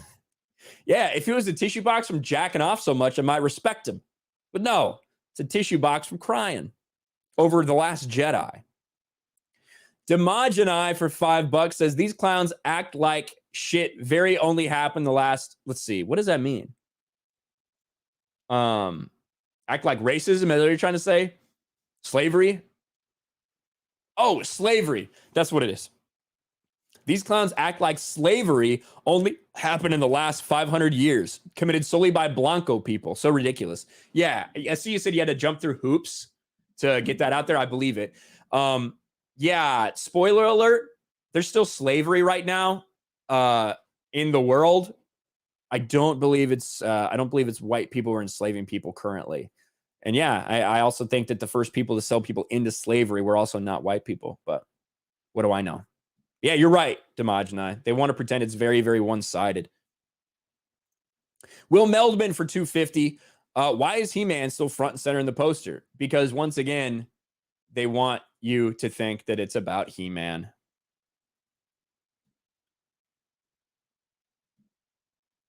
They want you to think it's about He-Man. Is it Hanukkah? First night of Hanukkah? Damn. LeBron's shoes are made by slaves. Yeah, they are.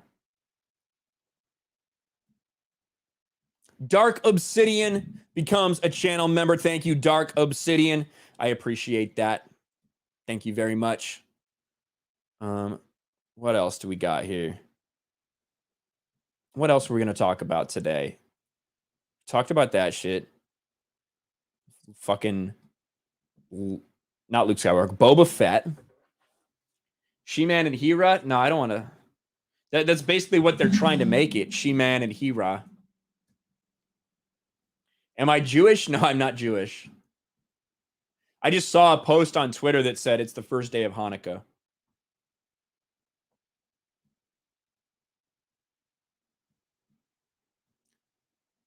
Check out the views on Fat Man. Okay. Fat Man. I assume you don't mean the Santa Claus movie, right? You mean Kevin Smith's Fat Man on Batman, right?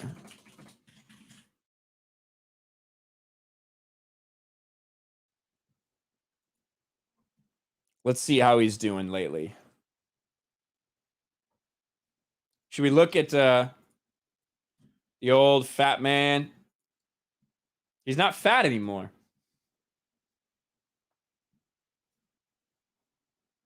Oh, God. Look at those dislikes, bro.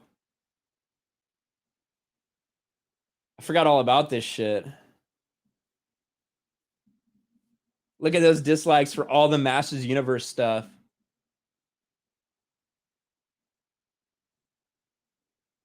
So it looks like the vast majority of his shit was getting over 100,000 views when he was streaming it fairly regularly. Every once in a while, these short ones that weren't the podcast were getting like 20 or 30,000 views. All right, let's go look after Masters Universe. 20,000, 30,000, 20,000, 32, 32, 18, 17, 17, 61 for some kind of, let's see, Zack Snyder's Justice League review or something. So less than you would normally get for these. 21, 59. They really actually dropped, didn't they? A lot.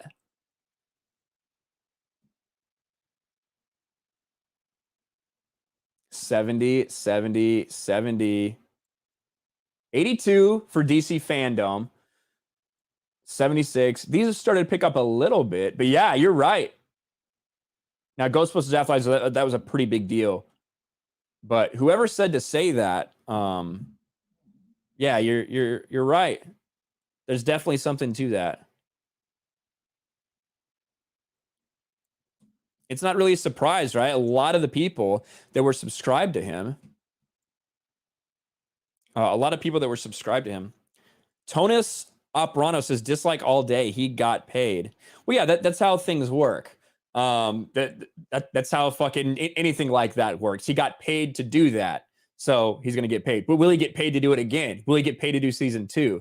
That's the fucking question. Which is why you don't just sit there and shut up and ignore it like some fucking idiots want you to. You speak out about shit when you feel the need to, whether it's good or bad. Fucking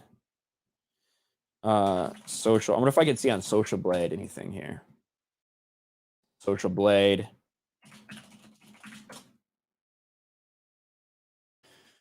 He's lost 1,000 subscribers just in the past 30 days.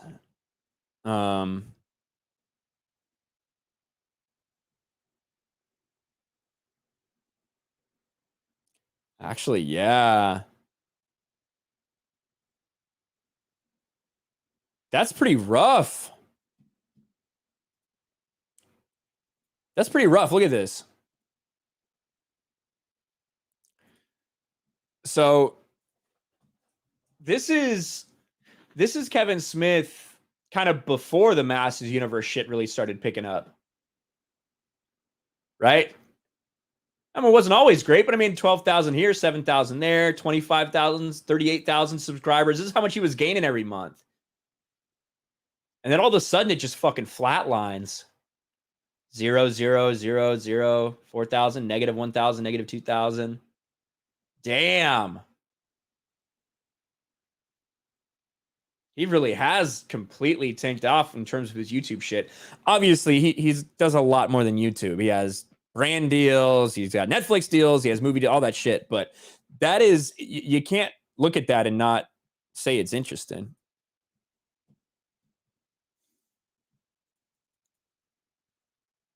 Kevin Smith does not have integrity.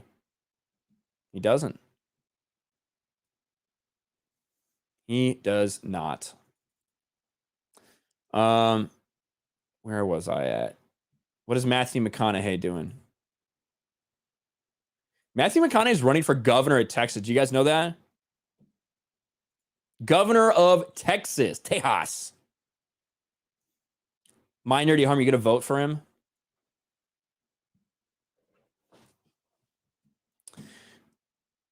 Are you going to vote for Matthew McConaughey?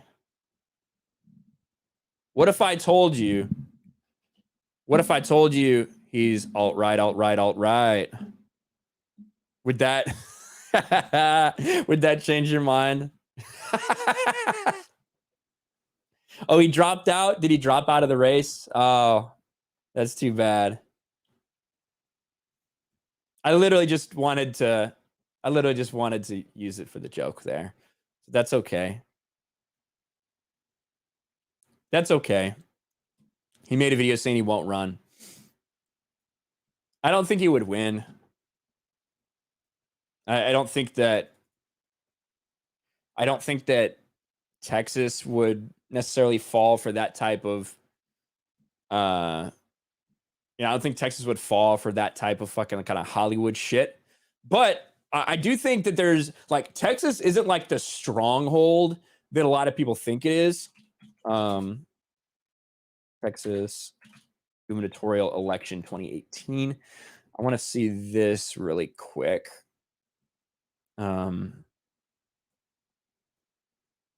Like when you look, right, when you look at the election from 2018, Greg Abbott won 55% to 42%. That's a sizable advantage, right? A very sizable advantage. I want to go to presidential elections now. Texas presidential election history. It is changing, right? It is very much changing.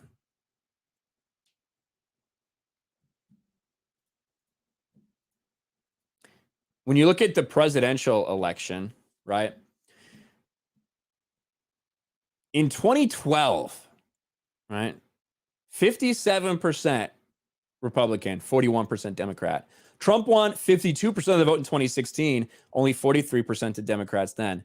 But look at how it changes. Even though Trump doesn't change basically at all, up almost 3.5% for Democrats for 2020. And if you look at Ted Cruz versus Beto, that was way closer than it should have been. So Texas is changing. It is changing, and not in a good way. Whether that's through legal immigration or illegal immigration. It's up to you. Joseph Ryan for $5. So we shouldn't hope for a Disney remake of Blazing Saddles with Dave Chappelle as the sheriff. I don't think so. I don't think that that'll happen. But maybe Joseph. Ryan should play Raid Shadow Legends to be a killer player. I tell you what, Raid Shadow Legends wants me to play. Raid Shadow Legends is always fucking sending me emails. Always sending me emails about please promote our shit. And I don't like to promote anything that I am not partaking in, right? So Texas border counties went more red in 2020. Well, yeah, Trump picked up a lot of the Latino vote. You know, he really did. And that's why I said whether it's through legal immigration or illegal. The legal, what I was talking about was people from California or people from New York going to Texas. That's more what I was talking about when I said legal immigration.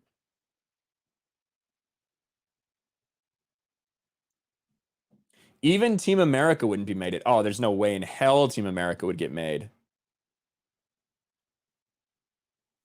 Raid Shadow Legends to do the Raid movie? I don't think so. I think it's just I don't really know, I guess. Get a SWO sponsorship. That'd be cool. I'd be like there's like 2 people that still play that game. I do like their shirts. Mr. Grant Gregory is here. What's up, Mr. Grant Gregory? Good to see you, buddy. Good to see you, buddy. Henry Golden says next James Bond search shouldn't factor in diversity. What does that mean?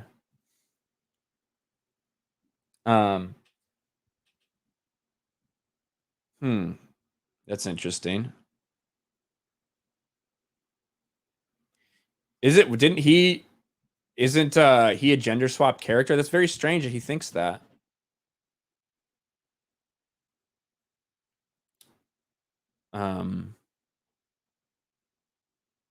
Let's go through this article. I just saw this article, guys.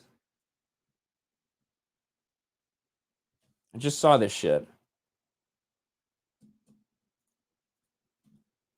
Live reaction to this entire concept here. There has been a push for about the last decade or so for whenever we get a new James Bond that he should be something, whether it should be a female James Bond, whether it should be a black James Bond, whether it should be a trans James Bond. The list goes on and on of what the activists have been pushing for because they want to take every single traditional character, especially if they're straight, white, and male, and inherently change them. And James Bond is no different. In fact, James Bond may be the #1 target for them because of how long this character has been around, both in the books and in the movies. But now we have this article, which I just literally came across a second ago. Next James Bond search shouldn't factor in diversity, says Henry Golding, which is very interesting indeed because he played Snake Eyes, who himself is gender swapped. Like not gender swapped, race swapped. What am I saying? Freudian slip for Henry Golding there. But no, it's a race swap because we've seen what Snake Eyes looks like without the helmet on, and it doesn't look like Henry Golding, spoiler alert. But apparently he's saying that they shouldn't factor in diversity. Let's look. Though Henry Golding is glad people are talking about diversity with James Bond, he doesn't believe it should be a huge factor in the casting process. Interesting. Henry Golding doesn't believe diversity should be a major factor in the search for the next James Bond. With this fall's No Time to Die, Daniel Craig has officially said goodbye to the part of James Bond. He played the character in 5 movies, and now that he's vacated the role, all eyes are turned into who the next 007 will be. Last week, news broke that very early discussions regarding the next James Bond have started up at MGM, but fans likely shouldn't expect to learn an official pick until next year. For years now, like I said, there's been rumors about who will be the next actor, they should say actress because that's been pushed, to step into the role of James Bond. Names like Idris Elba, Tom Hardy, and Richard Madden have been tossed around. How about fucking Henry Cavill? Please, can I get me my Henry Cavill as James Bond? And the release of No Time to Die has only led to more actors. As only white men have played Bond, there's been some interest in seeing an actor of color take on the part, or perhaps even a woman. By interest, it means by woke fucking lunatics who can't identify with the character unless they look, talk, and fuck exactly the same as whatever activist is looking at this, because these people are insane. Golding, who has shown off his leading man chops in movies like Crazy Rich Asians and Snake Eyes, is another popular pick for Bond. It's the first I've heard of that. And while he supports the idea of an actor of color being cast, he doesn't believe that should be the goal. Speaking recently, Golding shared his thoughts on whether diversity should be considered during the next Bond search. Ultimately, he thinks the spirit of the character must be maintained first. Interesting. I haven't read the quote yet because we're live reacting to this, but I'm like what I hear so far from what they're laying out. Here's the quote. It shouldn't be a factor at all. I think Bond represents something we've all sort of grown up with, and that's a man of substance, a man who has stoic properties and is a protector, has a sensitive side. So really, the talk of having them be diverse it's great and all, but I think you have to do justice to the source material. He's such an iconic character, so I wouldn't say there should be any pressure.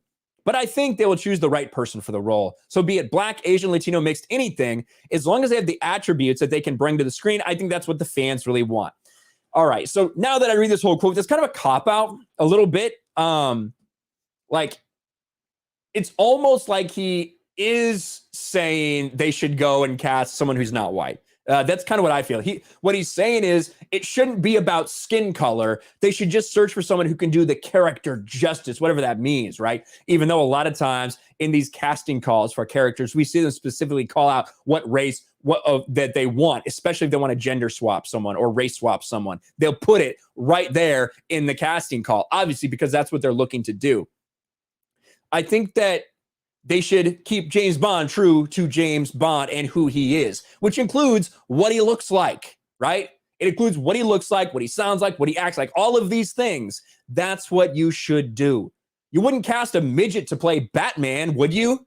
No, you wouldn't cast a fucking midget, like a legit midget, not like Tom Cruise, like a legit midget to play Batman. Oh, well, this guy, I don't know, this midget we came along, he really embodies the spirit of Bruce Wayne. They wouldn't do that for a reason. In the same way that you shouldn't just cast a Black person or Asian person or whatever you want because, oh, they're true to the character, because you're disrespecting the source material. If you want other MI6 agents, you can do that.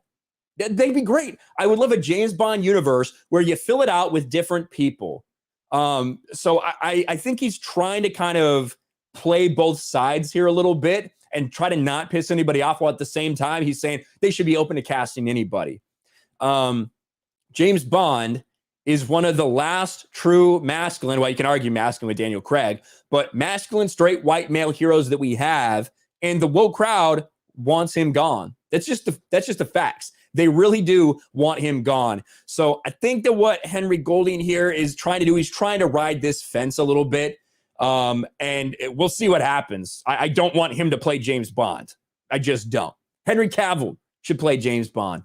That's the bottom line. He might be getting a little bit old for what they want, but Henry Cavill would be perfect for James Bond. Let me know what you guys think in the comments below. I forgot that I'm live, so I'm going to cut this part out. I totally forgot that I was live right now, and I'd started ending my video. I just got in a groove. What can I say?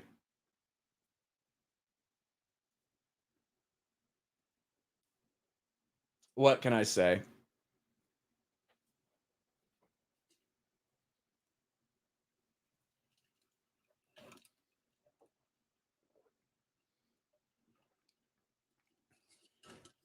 Henry Cavill can't act. Go watch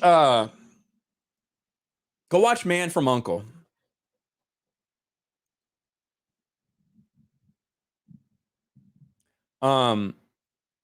Go watch Man from U.N.C.L.E. I think if you watch Man from U.N.C.L.E., you'll feel like you'd like to watch him as James Bond.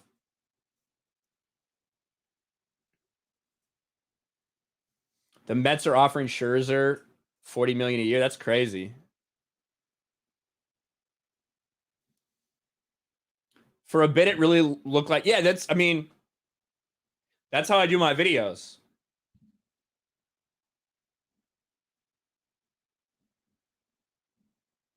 That's how I do my videos.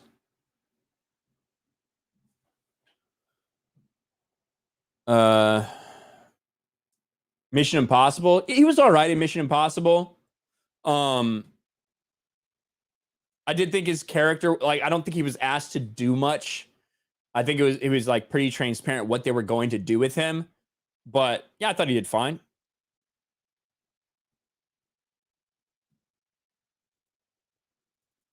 I don't know where that midget thing came from. Like, I don't know where that shit came from. I just started pulling midget shit.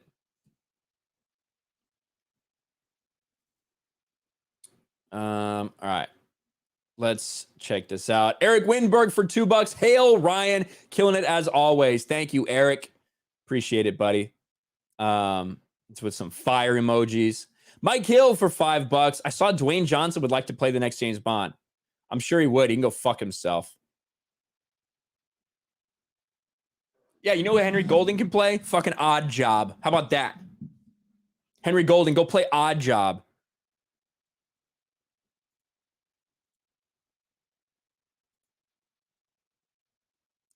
Go play Odd Job. All right, guys. Perry's not lying. I actually do. I do send him midget videos. Like when I see funny shit. Oh, I saw this really funny thing the other day on Instagram. I wanted to send it to you.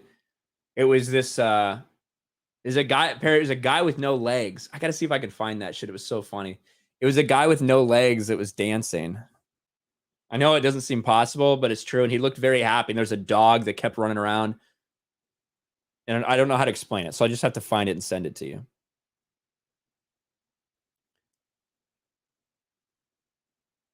I'm not obsessed with midgets, but just when they come, when I'm scrolling through fucking Instagram and I see a goddamn midget, I mean, it's like, what the hell? So I watch it and it's like, this is weird. I think it was midgets with Down syndrome or something. Am I right?